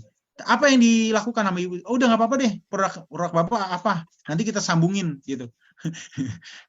Bisa kayak gitu. Gimana caranya seperti itu? Ya kita bangun trust gitu ya. Kita bangun dan betul-betul kita tulus gitu ya, bukan ngarahin ujung-ujungnya ke produk kita lagi gitu ya. Enggak gitu ya. Gitu. Bahkan saya diminta ngisi salah satu stasiun ya. Itu ngisi saya boleh soft selling. Saya nggak jual apapun di acara itu. Saya benar-benar ajarin ketika kita, saya juga pernah share ke teman-teman, mohon maaf kalau ada yang merasa diulang ya. Ketika kita nol, itu hasilnya luar biasa gitu. Nol itu apa? Ikhlas gitu ya. Kita bantu customer ikhlas, kita bantu orang tuh ikhlas. 1:0, itu hasilnya apa? Ini ada yang guru juga nih kayaknya di sini. Bu Guru. Halo, ini masih 27 orang nih, luar biasa. Ada yang Bu Guru nggak di sini? Banyak nih ya. 1/0 hasilnya apa? Saya masih kemit ya. Silakan. Tak terhingga. Nah, tak terhingga ya. 1/0 hasilnya tak terhingga. Itu yang diterapin di bisnis kita gitu. Kita dapat balasan yang tak terhingga ketika kita benar-benar ikhlas gitu ya. Kita bantu customer ini ikhlas. Bahkan customer itu diuji kita gitu. Udah bayarnya kecil, komplainnya Masya Allah gitu ya. Itu ketika kita handling, kita berikan yang terbaik, balasannya dari Allah itu luar biasa. Dari mana aja. Kita dapat customer baru, tiba-tiba itu banyak kok kejadian kayak gitu ya. Gitu. Dan saya udah terapin gitu, saya udah coba gitu ya. Ketika saya berharap, saya jual miliaran, saya berharap, wah ini orang pakaiannya bagus, mobilnya bagus, gini-gini, wah ini pasti beli produk saya, nggak beli gitu ya. Wah ini beli, nggak beli lagi, ini nggak beli lagi, gitu ya. Ini jual rumah juga ya. Ketika ada ibu-ibu naik motor, pemakaiannya biasa aja, segala macam, saya handling, layanin dengan baik, dengan gimana, benar-benar ikhlas gitu. Karena rezeki siapa yang nentuin? Allah gitu. Kita hanya berusaha gitu ya. Apa yang terjadi? Dia nanya, kerjanya apa Bu? Tukang roti gitu ya, tukang roti. Oke, nggak apa-apa. Kita terus layanin dan itu 0. 1/0 hasilnya tak hingga. Allah yang kasih gitu ya. Tiba-tiba ibu itu bayar gitu. Seharga miliaran gitu ya. Dan saya baru tahu ternyata ibu-ibu itu bosnya Holland Bakery gitu ya. Bosnya salah satu perusahaan roti yang besar dan itu nggak muncul di penampilannya gitu ya. Jadi orang-orang yang nggak butuh eksis di penampilan gitu, banyak seperti itu orang-orang seperti itu gitu ya. Gitu. Contoh lagi mungkin kalau tahu di sini Depok ada Pesona Depok, Pesona Kayangan, itu dulu Mategal yang punya.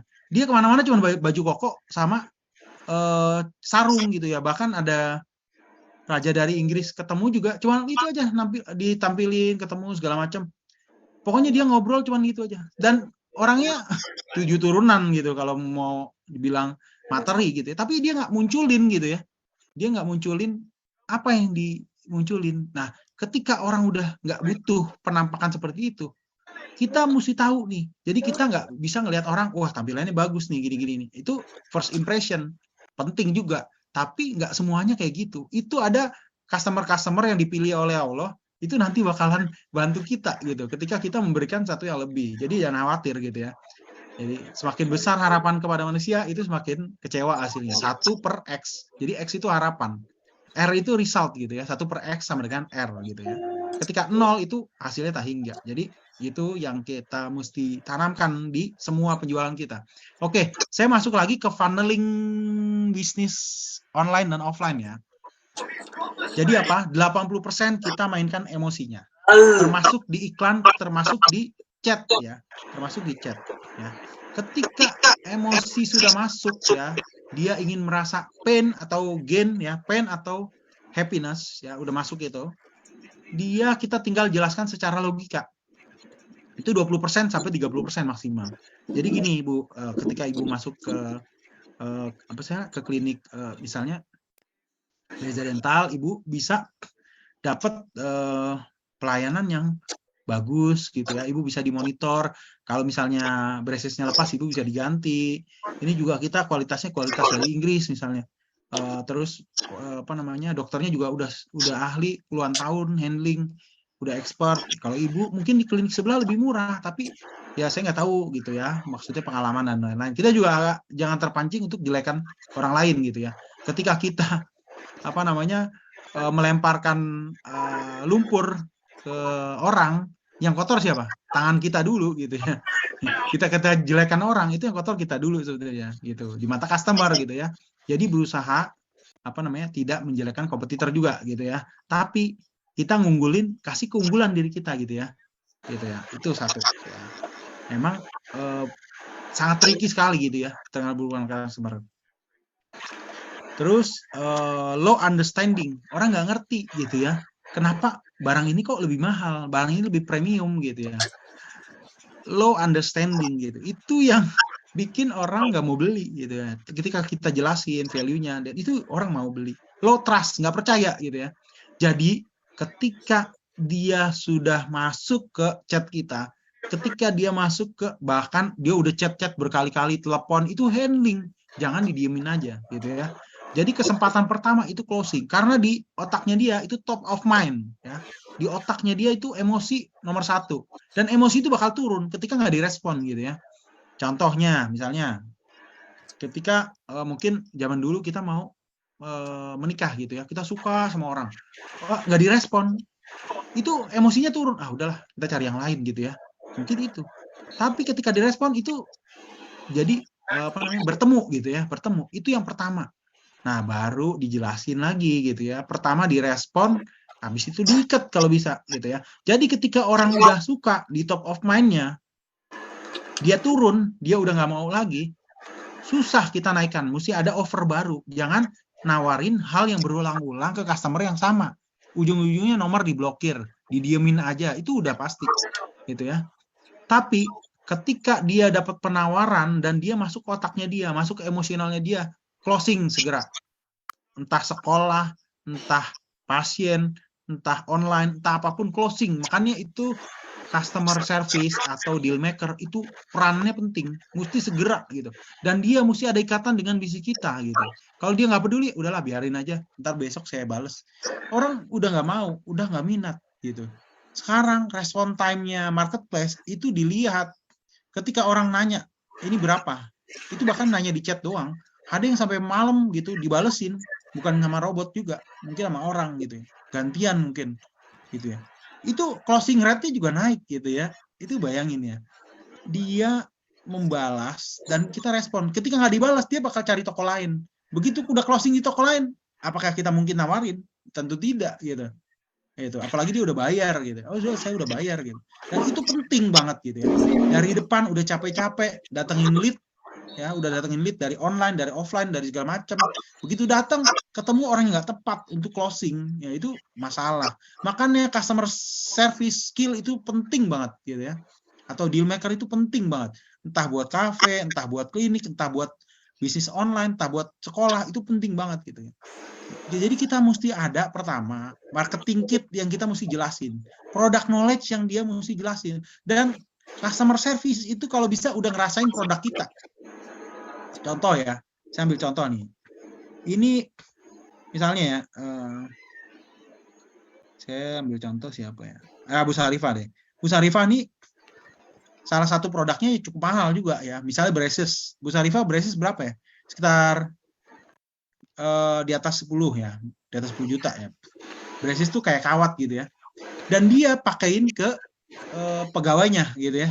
Pegawainya itu pakai dan itu nggak dicas sama dia.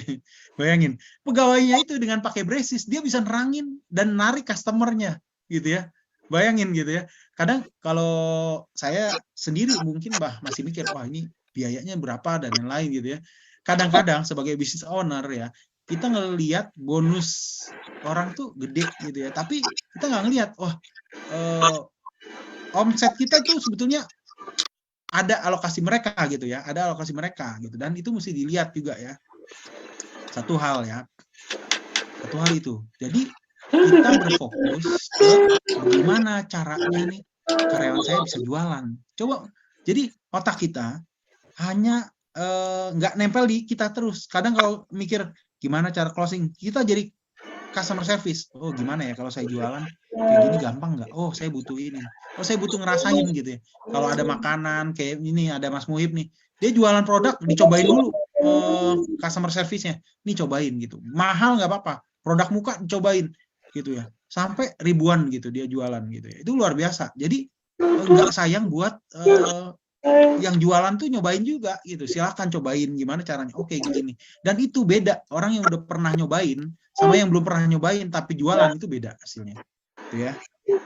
Gitu. Jadi orang yang dapat experience, dia nerangin itu hasilnya lebih efektif dan konversi bisa lebih tinggi. Satu hal itu. Terus prior bad experience, dia dapat pengalaman buruk juga bisa, pernah dapat pengalaman buruk, akhirnya dia nggak mau bayar lebih mahal gitu ya. Terus kebutuhannya kurang. Jadi kita bisa menciptakan kebutuhan juga, termasuk angel iklan yang kita tahuin. Jadi gini ya, sebagai customer service, sebagai ujung tombak penjualan, mesti tahu angelnya tuh di mana. Jangan nawarin semua fitur, ya. Jangan nawarin semua fitur dalam satu kesempatan, gitu ya. Tapi fokus di pain-nya dan itu fokus di solusinya, itu penting ya. Gitu ya. Ketika kita fokus dan itu udah closing, boleh kita kasih tahu, oh ibu bukan cuma dapat ini, ibu dapat ini, fitur B, fitur C, D gitu ya. Tapi fitur utamanya udah diselesaikan dengan produk kita. Gitu. Misalnya sekolah, ada yang orang pengen hafiz Quran. Cukup nerangin di hafiz Quran, kasih testimoni ini Bu, si ini hafal 30 juz, si ini hafal 30 juz. Langsung fokus di situ. Gitu. Gak usah terangin lab komputer dulu, fasilitas segala macam. Akhirnya kita dapat bolong di titik yang lain. Oh, nggak usah deh, kayaknya kok kamarnya nggak nyaman. Padahal dia nggak nanya kamar gitu. Dia butuh fokus di hafiz Quran gitu. Kita mesti tahu pain-nya dia di mana, need-nya dia di mana, dan kita bisa kasih tambahan. Misalnya gini, kita bisa jelasin. Ini termasuk di semua hal ya. Kita jualan, fokus di kekuatan kita. Itu penting ya. Termasuk diskusi dan lain-lain ya. Saya lihat kenapa Rocky Gerung pintar sekali neranginnya. Karena dia fokus di filsafat gitu. Semua orang dibawa pemikirannya ke filsafat gitu. Dan orang di situ ilmunya lebih tinggi dia gitu. Dan dia bilang pintar ya pintar betul. Di filsafat dia pintar gitu ya. Itu yang kita mainkan di bisnis kita gitu. Ketika kita mainkan orang ke dalam knowledge kita, dan satu, mesti nerangin simple is power gitu ya. Nerangin secara simple, jangan berbelit-belit gitu ya. Nerangin orang mudah dimengerti gitu, karena orang awam nggak ngerti istilah kedokteran gigi, istilah misalnya jenis-jenis kopi gitu ya. Orang awam nggak ngerti gitu ya. Jadi 80-70% atau 60-70% itu market kelas menengah yang kita bidik. Ini semuanya market kelas menengah gitu ya. Dan kelas menengah itu mesti ada promosi dan informatif ya. Informatif. Kalau kelas bawah transaksional, price sensitif, harga gitu nomor 1. Tapi kelas menengah itu informatif gitu ya. Informatif, promotif ya, ada promosi segala macam, itu kelas menengah. Kelas atas mainnya apa? Sense, emosional gitu ya. Itu kelas atas. Gitu.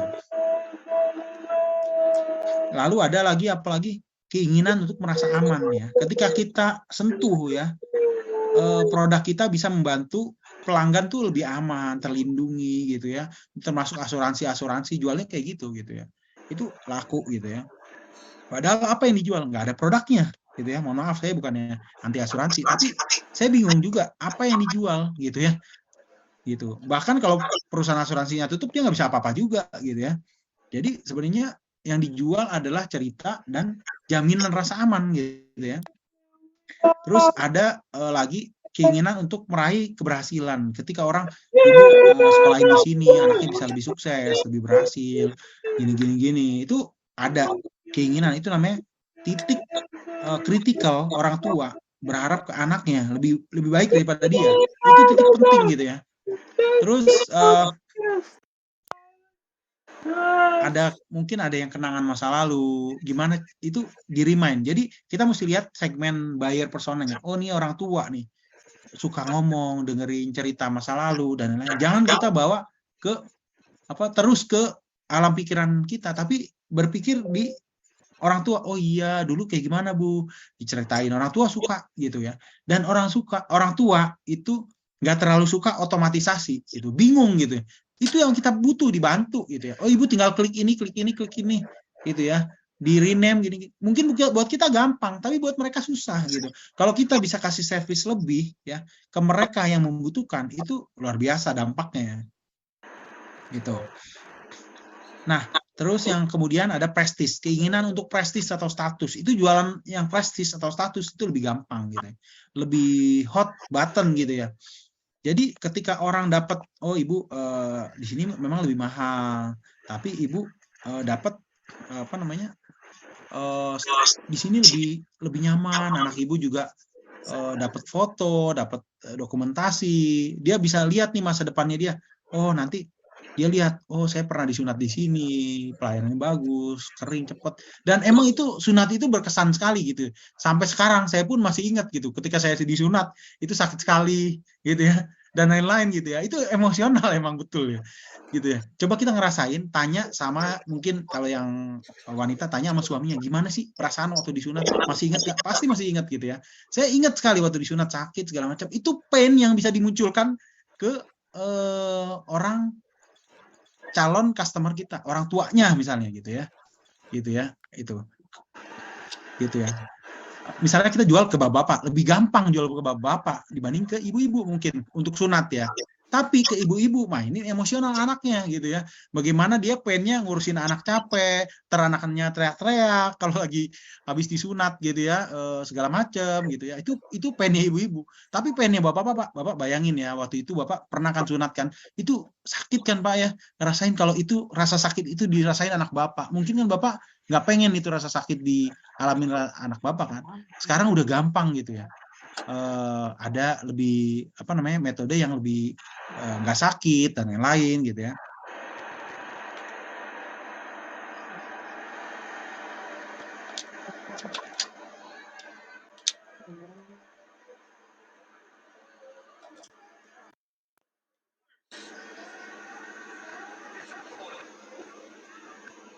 Nah, keinginan untuk bantu orang lain ini dijual buat charity ya. Terus keinginan untuk memuaskan indrawi ya, hawa nafsu mereka ya, apapun ya, ini bisa jadi pendorong untuk pembelian yang kuat gitu ya. Jadi itu bisa ditampilkan di gambar, misalnya jualan makanan ya, itu gambarnya itu udah, wah ini kayaknya lezat banget gitu ya.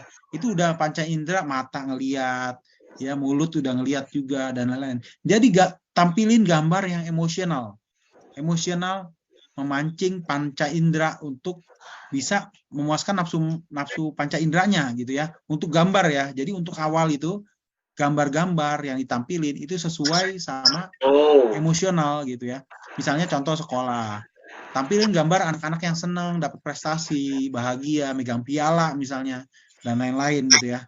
Terus misalnya untuk makanan, tampilin makanan yang menggugah selera, tampilin gambar-gambar yang muncul gitu secara indrawi gitu ya. Terus apalagi sunat, tampilin anak-anak yang seneng habis sunat nggak sakit, kalau boleh video gitu ya, gitu dan lain-lain. Itu emosional penting gitu ya. Klinik juga sama kayak gitu dan lain-lain ya. Termasuk produk-produk, kita mau tahu pain-nya apa nih, dan itu mesti disosialisasikan sampai ke customer service gitu ya. Gitu. Takut kehilangan itu juga penting ya, takut kehilangan. Jadi orang ketika diambil itu dia merasa kehilangan gitu ya. Apa misalnya, oh iya Bu, udah ditawarin, Bu dengan berat hati kita kita batalkan ya promonya, Ibu nggak jadi beli gini. Orang akan ngerasa dia udah pernah dikasih promo terus diambil lagi, itu akan ngerasa kehilangan gitu ya. Nah, itu juga hot gitu ya, hot button gitu. Terus keinginan untuk merasa menjalani hidup yang lebih baik gitu ya, itu juga penting ya. Oke. Nah, komunikasikan nilai produk dengan jelas. Nah, tawarkan opsi harga. Jadi kalau customer nggak suka harga mahal, ada harga kedua, harga ketiga gitu ya. Terus bangun trust ya.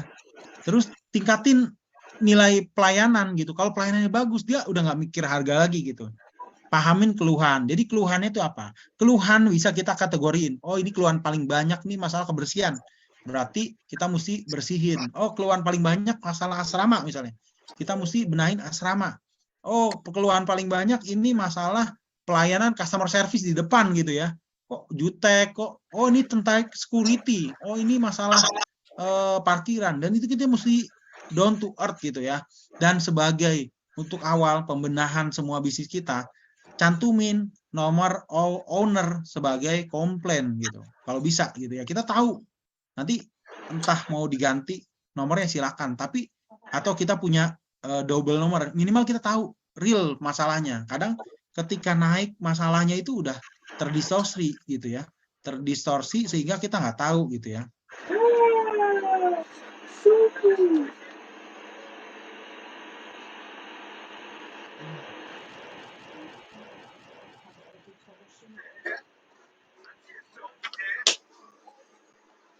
Nah, ada produk dan layanan yang unik gitu ya. Ada produk dan layanan yang kita tawarkan gitu ya.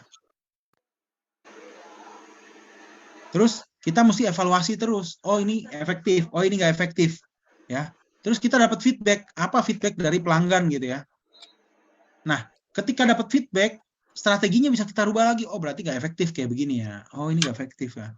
Kita perbaikin lagi, kita ganti lagi strategi baru gitu ya. Dan itu ketika strategi sudah berubah terus, kita lebih ciptain gap dengan kompetitor gitu ya. Susah kita ditiru gitu ya. Itu. Dan kita uji lagi, oh ini coba kayak gini. Bahkan kita bisa seolah-olah jadi customer kita teleponin, gimana sih pelayanannya? Coba gimana, halo, gini-gini. Ini itu sering diterapin gitu ya sama business owner gitu. Dia mau tahu sih pelayanan dia kayak gimana sih untuk customer. Dia telepon sendiri gitu, customernya kayak gimana. Oh kayak gini handlingnya. Pantesan aja customer saya nggak mau. Ternyata handlingnya kayak gini gitu. Gitu. Jadi uji real ke lapangan gitu ya. Nah ini tips untuk meningkatkan konversi penjualan. Yang pertama pahami kebutuhan dan preferensi pelanggan gitu ya. Dia tahu kebutuhannya A, oh pelanggannya pengennya B gitu ya, oh nggak match nih, ganti nih. Yang kedua, naikin kualitas gitu ya, kualitas dan lain-lain ya. Layanan, minimal kalau produk itu nggak bisa dinaikin kualitasnya, layanan kita naikkan gitu ya, sehingga kita nggak bisa sama kompetitor kita gitu ya. Terus optimalkan proses penjualan gitu ya. Nih kita mesti tahu titik-titik kritikal kita penjualan tuh di mana. Wah ternyata kita udah banyak lead dari depan masuk ke sini. Wah masalahnya di satu kamar mandi misalnya, atau masalahnya di pelayanan nih. Wah dia nggak dicatetin. Orang nanya prospek akhirnya pergi. Nanya prospek pergi. Oh masalahnya di customer service. Oh masalahnya di ini. Kita mesti tahu titiknya. Jadi banyak orang-orang yang membantu bisnis kita tapi itu nggak dilihat sama kita. Padahal itu kritikal. Misalnya security, kebersihan, ya. Terus apa lagi? Contohnya pengiriman barang, ya. Quality control barang itu nggak dilihat sama kita. Bahkan mungkin sepelein gitu. Tapi itu titik-titik yang kita benar-benar bisa jatuh dari situ. Gitu. Misalnya keamanan nggak bagus, gitu ya. Nanti ada barang hilang, ada segala macam. Kebersihan nggak bagus. Itu mesti di report harian ya. Sekarang ada beberapa customer kayak Dokter Ia itu, dia tiap hari udah foto dari kamar mandi, foto dari tempat-tempat penting udah difoto gitu ya. Jadi begitu saya share langsung diterapin gitu ya. Dan itu bersih, jadi kliniknya tuh happy, customer ngelihatnya happy gitu ya.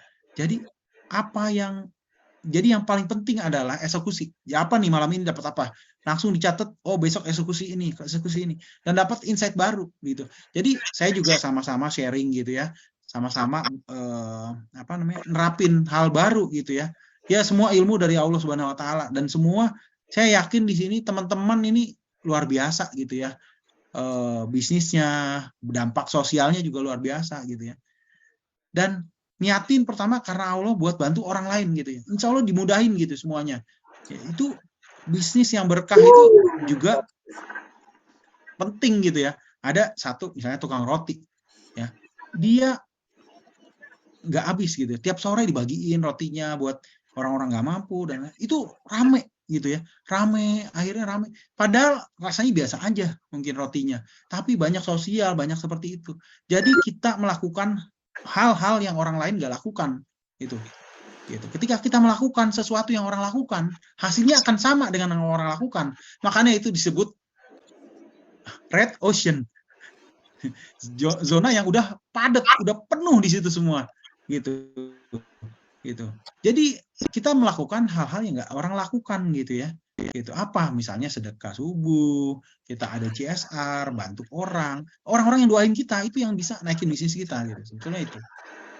Gitu. Jadi ada kita melakukan bikin program-program seperti itu gitu. Itu program-program yang bakal nolong semua strategi bisnis kita lah. Intinya gitu. Saya ambil contoh ya.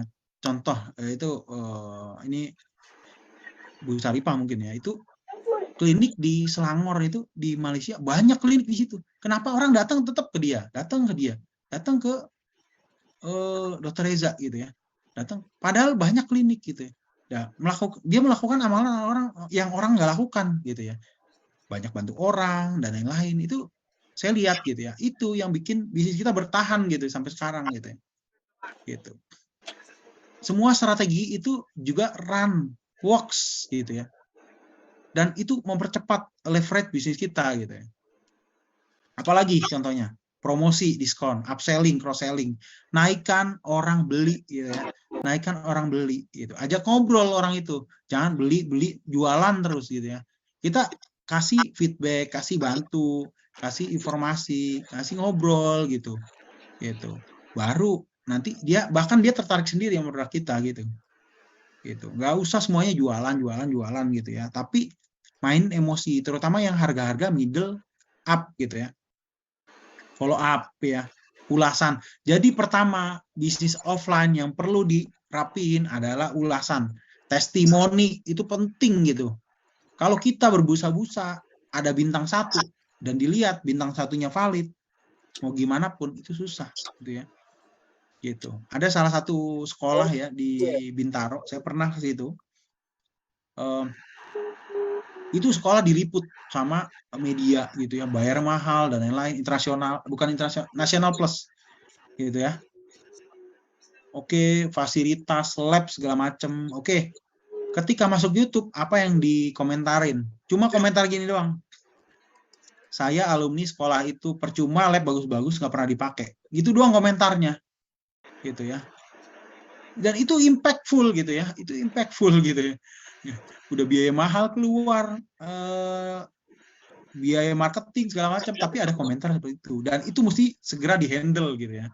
Service recovery jalan gitu ya. Gitu. Terus tawarkan garansi. Ketika harga kita sama yang lain, kita kasih garansi. Ibu boleh nanya, Ibu pokoknya kalau beli di kita garansi, kita kasih servis yang terbaik, bla bla bla bla bla, seperti itu. Gunakan call to action, ada langkah selanjutnya. Optimalkan CEO. Jadi CEO juga penting gitu ya. Ketika orang cari, itu bisnis kita ada eksis gitu ya. Testing, oh kayak gini. Kita bisa jadi split. Oh, teknik ini coba kita jalanin di tim A, tim B kita jalanin teknik lain. Kita nanti evaluasi hasilnya. Itu.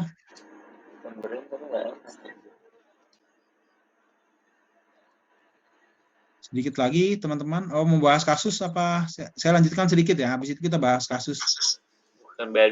Hipnotis customer kita dengan kata-kata yang positif. Fokus ke manfaat, bukan fitur. Fokusnya ke why. Why mereka beli produk kita. Gitu ya. Why mereka mesti minum kopi kita. Why mereka mesti nongkrong di tempat kita. Gitu ya, kalau kafe. why mereka mesti datang ke klinik kita itu. Gunakan kata-kata yang membangkitkan emosi. Itu di chat, semua chat customer service pakai itu ya. Ciptakan urgensi gitu ya. Penting ini, penting gitu ya. Urgensi gitu. Kalau nggak dengar ini ya udah silakan gitu ya. Gitu. Termasuk juga nanti customer service kita mesti diajarin emotional intelligence, bahkan NLP sekalipun gitu ya. Kalau perlu gitu ya. Dia mesti tahu gimana cara ngomong tuh customer bisa positif ke hipnotis, bukan ke hipnotis positif ya, tapi dia dengan omongan kita dia langsung oh iya benar gitu. Seperti itu emosionalnya mainnya gitu ya. Gunakan testimoni langsung kirim, jelaskan value produk. Nah, hipnotis customer dengan kata. Sekarang hipnotis customer dengan hati ya. Dengan hati apa? Satu, jual cerita ya. Sebuah kisah. Jadi ketika saya jelasin kisahnya misalnya Mas Muhib, Dr. Iyas, segala macam, Bu Saripah, ada timnya Pak Khozin, ada lagi Ustadz Taufik gitu ya, luar biasa timnya gitu. Saya datang disambut luar biasa. Wah, itu berkesan sekali, ada kisah di situ ya. Nah, itu yang jadi daya tarik gitu ya, daya tarik. Wah, saya nggak apa-apa lah, saya jauh, saya samperin, itu luar biasa. Apa respeknya, mereka pengen banget diajarin, mereka pengen banget belajar, itu ada kisah gitu, itu udah menarik hati gitu ya, gitu. Jadi gimana customer itu hatinya terpaut sama kita, gitu ya. Nggak apa-apa lah, saya di situ agak mahal sedikit, ya, orangnya ramah, suka bantuin, anak saya suka diajak ngobrol gitu, udah nggak apa-apa lah, nggak masalah gitu ya. Nah, gunakan bahasa yang memikat emosi gitu, kasih empati tahu gitu, misalnya kondisinya COVID, orang uangnya lagi susah gini, oh iya kita dengerin, oh kayak gitu ya. Jadi fokus itu bukan nagih ya, contoh ya, gini ya, ini diterapin sama FBI ya. FBI ketika nego sama penjahat, gimana cara negonya? Ini diceritakan sama alumninya bosnya FBI. Dia bilang gini, dibanding dengan misalnya penjahat ini dia minta 1 miliar ya, atau 100.000 dolar. Dibanding dengan nego, misalnya bisa nggak 50.000, bisa nggak? Dia nggak kayak gitu caranya. Tapi salah satu tekniknya, dia bilang gini sama penjahatnya, dia bilang gini, bagaimana caranya saya mewujudkan 100.000 itu? Gimana cara saya nyari uang 100.000 dolar buat nebus tawanan kamu? Itu. Jadi fokus kita bukan di kita, tapi di dia bawa pemikirannya ke cara pikirnya yang minta. Gimana ya mintanya? Oh iya ya. Jadi penjahat itu mikir, oh iya, gimana cara dapat 100.000 dolar ya? Gitu ya. 100.000 dolar gini. Dan penjahat itu dan itu tingkat keberhasilan 90% FBI. Kenapa? Penjahat itu bisa nurunin harga yang jauh dibandingin harga sebelumnya gitu ya. Fokus ke keselamatan dari suspek atau yang ditawan gitu ya. Itu banyak dan mereka bisa nawarin angka dari 100.000 ya. Ini case juga bisa belajar. Dari 100.000 bisa nawarin harganya 55.000 gitu. Angka yang 55.123 itu angka yang spesifik gitu ya. Gitu. Jadi mereka udah tahu, oh ini benar-benar mereka udah coba segala macam cara nih. Dia kasih tahu angka yang spesifik gitu ya. Gitu. Dan itu diterima sama penjahatnya gitu. Itu ya contohnya mungkin kriminal ya, tapi ini bisa dimasukin ke negosiasi kita dengan customer gitu ya. Fokus ke customernya, cara mikir customer kayak gimana gitu. Tunjukkan empati, buat penawaran yang menarik ya. Terus kasih visual. Jadi visual itu foto tuh penting sekali. Bikin foto yang profesional. Kalau foto kafe, makanannya yang enak gitu ya, memancing gitu ya, emosi gitu. Jadi indrawi, nanti mungkin kesempatan berikutnya kita bahas ya. Ada riset gimana cara customer tuh datang lagi gitu ya. Terus bukti sosial, ya, bukti sosialnya apa? Mungkin ini terakhir untuk bahasan kita. Dengarkan pelanggan. Jadi dengarkan pelanggan tuh penting ya. Tanggapi dengan cepat ya. Berikan solusi, langsung kasih solusinya. Terus personalisasi layanan. Jadi saya layanin customer A ya, Mas Muhib itu personal. misalnya, oh benar-benar personal, kayak gini. Dan itu dia juga ngerasa, oh iya, saya dilayani secara personal gitu. Untuk harga premium itu mesti personal, lebih personal. Saya masuk ke hotel bintang 5, ditanyain, gimana kabarnya Pak Habib, anaknya gimana gitu-gitu. Udah personal, mainnya services, personal service. Bukan selamat pagi, ada yang bisa dibantu gitu-gitu. Itu udah middle low gitu ya. Tapi kalau masuk ke personal, tanyain kabarnya gimana, anaknya gimana. Wah, pagi Pak datangnya nggak kerja, gimana kerjaannya. Itu udah personal, udah main harga itu, emosional. Terus kasih di luar ekspektasinya dia. Ya. Minta dan umpan balik. Oh gimana Bu, kemarin tidurnya nyaman, gini-gini. Kalau hotel ya misalnya. Oh kurang ya, oh kenapa bawa rokok ya, oh iya mohon maaf, nanti kita kasih yang di sana, gini-gini.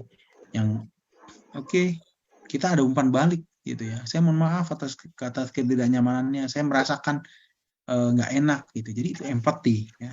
Terus kita kasih pelatihan. Ini salah satu bagian dari pelatihan ya. Jujur penting. Transparan kita kasih tahu. Jangan bilang, oh udah habis barangnya. Padahal nggak pernah jual barang itu. Bilangnya habis terus. Padahal nggak jual. Itu penting gitu ya. Hargai, respect pelanggan gitu ya.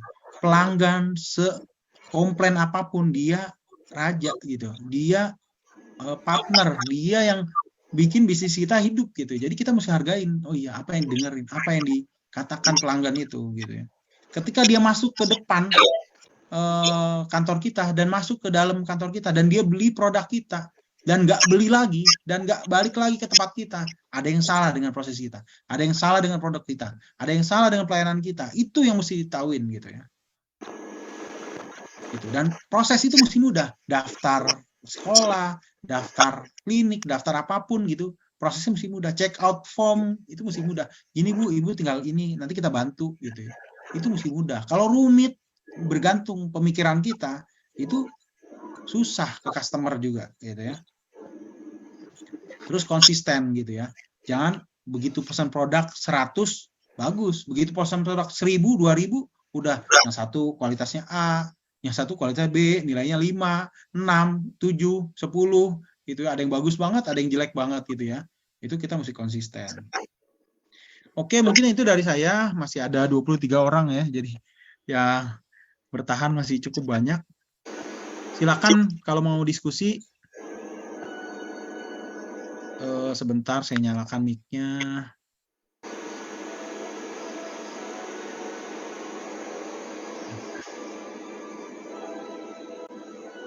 Teman-teman, silakan kalau mau tanya.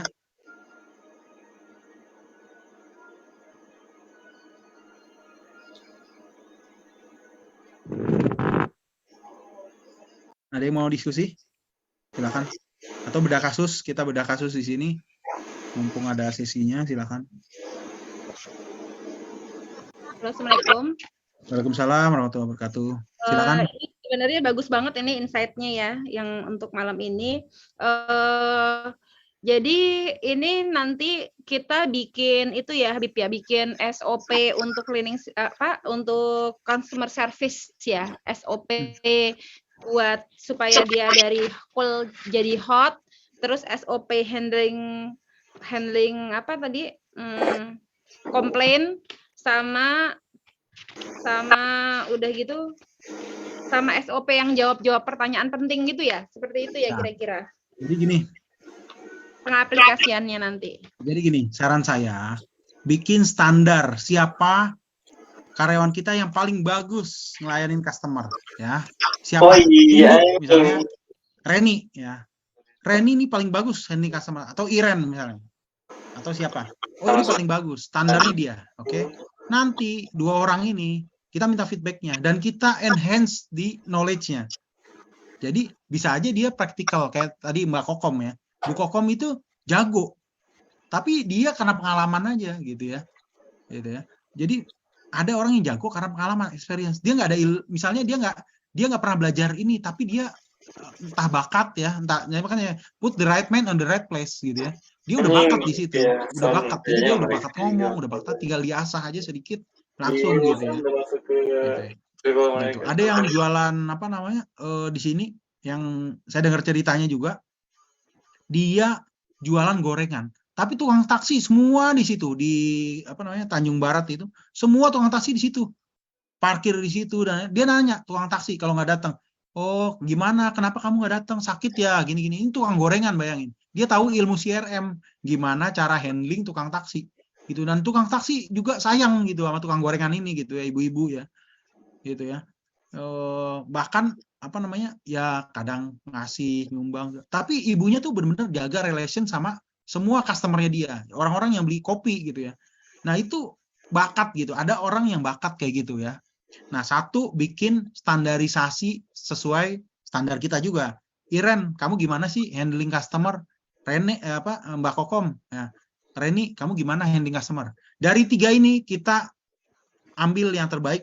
Misalnya ini kelebihannya di handling komplain, yang ini di conversion rate, pokoknya dipegang dia pasti closing. Yang ini cara naikin, orang mau closing 1 juta jadi 2 juta sama orang ini. Kita gabung, oke? Jadi 2 kelebihan masing-masing jadi 6 kelebihan. Setelah itu kita enhance di SOP-nya itu. Setelah enhance, langsung dipraktekin, dicoba. Oke, teman-teman, kita bikin training ya. Ini SOP baru. Nanti yang ngajarin Reni, Iren, sama Mbak Kokom ya. Ya. Nanti kalian kalau ada yang nanya tolong jawab ya. Ini SOP-nya, SOP baru ya. Dan itu di feedback ya, feedback. Oh, ini kok kayak gini jawabannya, di feedback. Jangan kasih customer VIP dulu untuk belajar gitu ya. Customer VIP dipegang sama orang-orang yang ahli dulu di kita gitu ya. Jangan. Untuk customer baru boleh. Oh, ini nggak berhasil, ini nggak berhasil. Kenapa masalahnya? Jadi setiap hari ada 3. Planning, monitor, sama evaluasi. Itu harus ada. Gitu. Itu, Dok. Oke. Teman-teman yang lain silakan.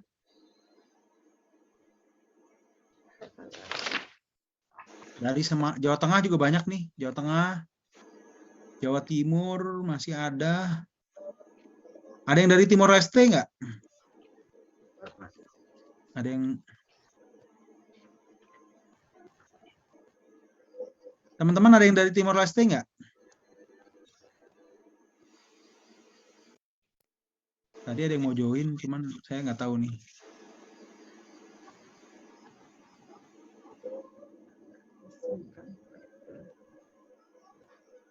Silakan Ustadz Taufik mungkin mau tanya.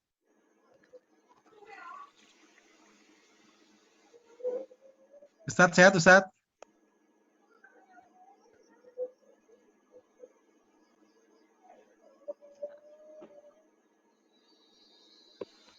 Alhamdulillah sehat. Gimana Ustadz? Alhamdulillah. Keren ya. Hari ini dapat insight apa yang mau diterapin? Iya, tadi mohon maaf terlambat tadi ya. Tadi ada persiapan teman-teman di SD mau akreditasi besok.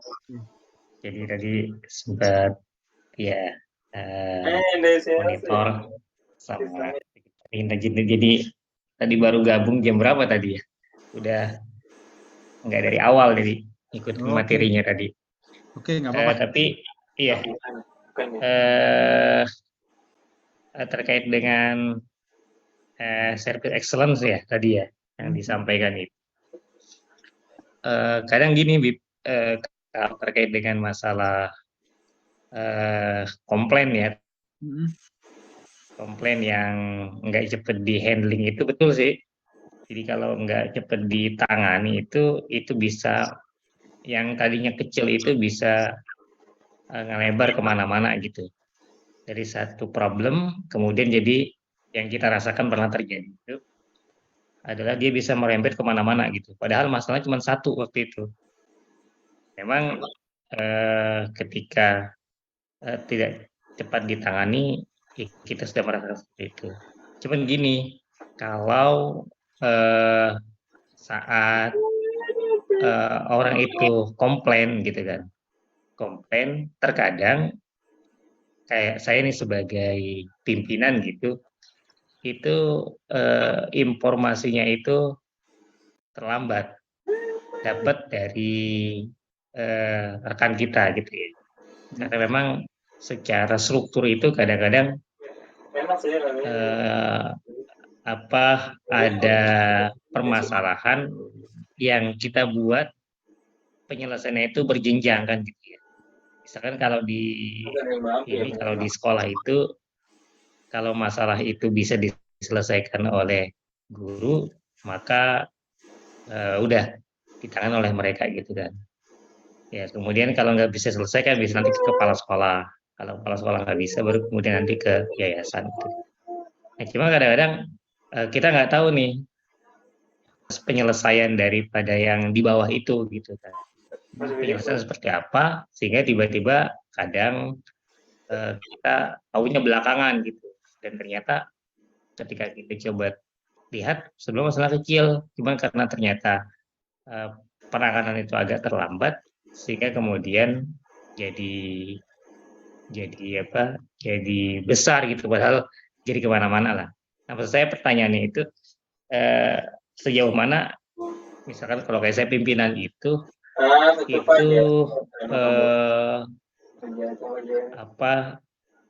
cepat mendapatkan akses informasi terkait dengan masalah-masalah yang ada di bawah, terutama ketika terkait dengan masalah pelayanan yang dirasakan mungkin ada yang belum maksimal gitu dari customer gitu. Nah, keterlibatan langsung gitu maksudnya, apakah memang informasi itu segera kemudian ketika ada masalah sekecil apapun itu langsung bisa disampaikan kepada pimpinan gitu. Atau gimana mekanismenya gitu biar itu nggak terlalu berlarut-larut kelamaan gitu. Gitu. Terima kasih Ustadz. Mungkin ini bisa diterapin. Dulu kami pernah pengalaman kerja di multinational company ya. Ini perusahaan luar, ada cabang di beberapa negara juga. Dia menerapkan yang kita bilang hotline ya. Jadi ada namanya nomor hotline, itu buat komplain. Dan kita kategorisasi problem ya. Ada problem P1, priority 1 ya. Priority 1 misalnya siswa sakit, itu bahaya. Kalau nggak di handling bisa tambah parah. Itu priority 1. Priority 2 itu penting tapi bisa di scheduling gitu ya. Misalnya kamar mandi rusak pintunya gitu ya, atau apa misalnya menunya nggak enak tapi masih sehat, itu priority 2 gitu misalnya. Atau AC rusak, penting tapi bisa di scheduling, oh iya nanti dibenerin kayak gitu-gitu. Nah, ketiga priority 3 gitu ya. Priority 3 itu kapan-kapan dikerjainnya, nggak penting tapi mesti dikerjain, sunnah lah gitu ya.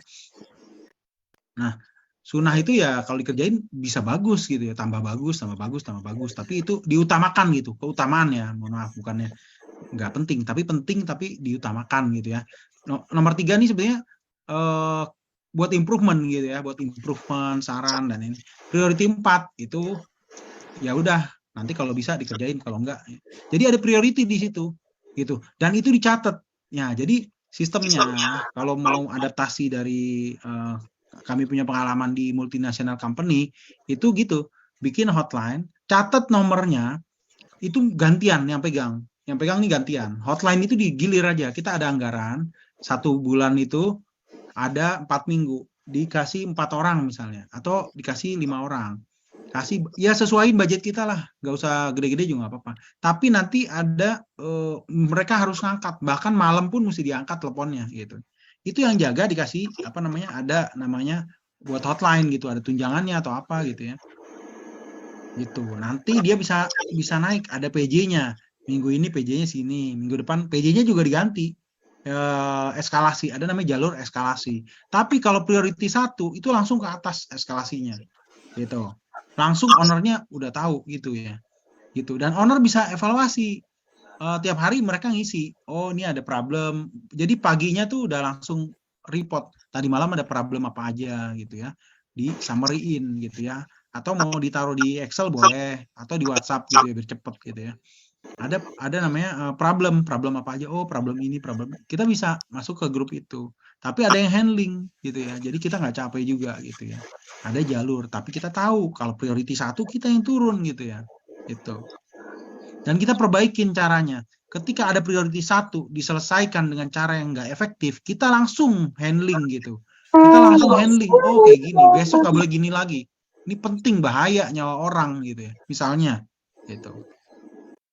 Gitu Sat. Mudah-mudahan membantu. Nggak kedengeran Sat suaranya. Maaf. Penyediaan jasa emang dari Korea. Gimana Sat? Iya, Itu Kasih Habib ya. Amerika. Ya. Cukup membantu Sat. Ya, insya Allah sudah tergambar gitu. Oke. Nanti ininya. Siap. Teman-teman ada lagi mungkin masih bertahan 22 orang, ini luar biasa.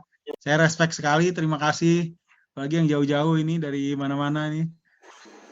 Terima kasih udah hadir sampai udah 2 jam ya. Biasanya ini sebagian besar masih bertahan, luar biasa. Saya terima kasih. Mudah-mudahan bisa membantu semuanya. Ada lagi mungkin pertanyaan terakhir sebelum kita tutup? Ini lagi manfaatin momen lagi naik-naiknya, jadi ya nggak langsung sekalian. Mas Mahfud, Mas Ali.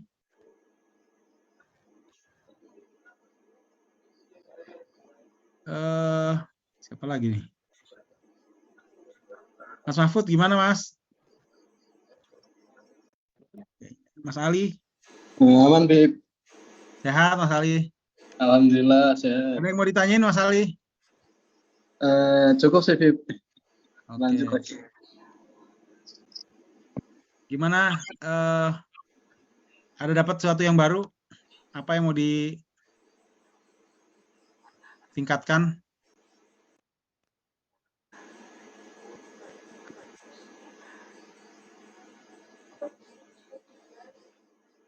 Kedengar suaranya Mas Ali?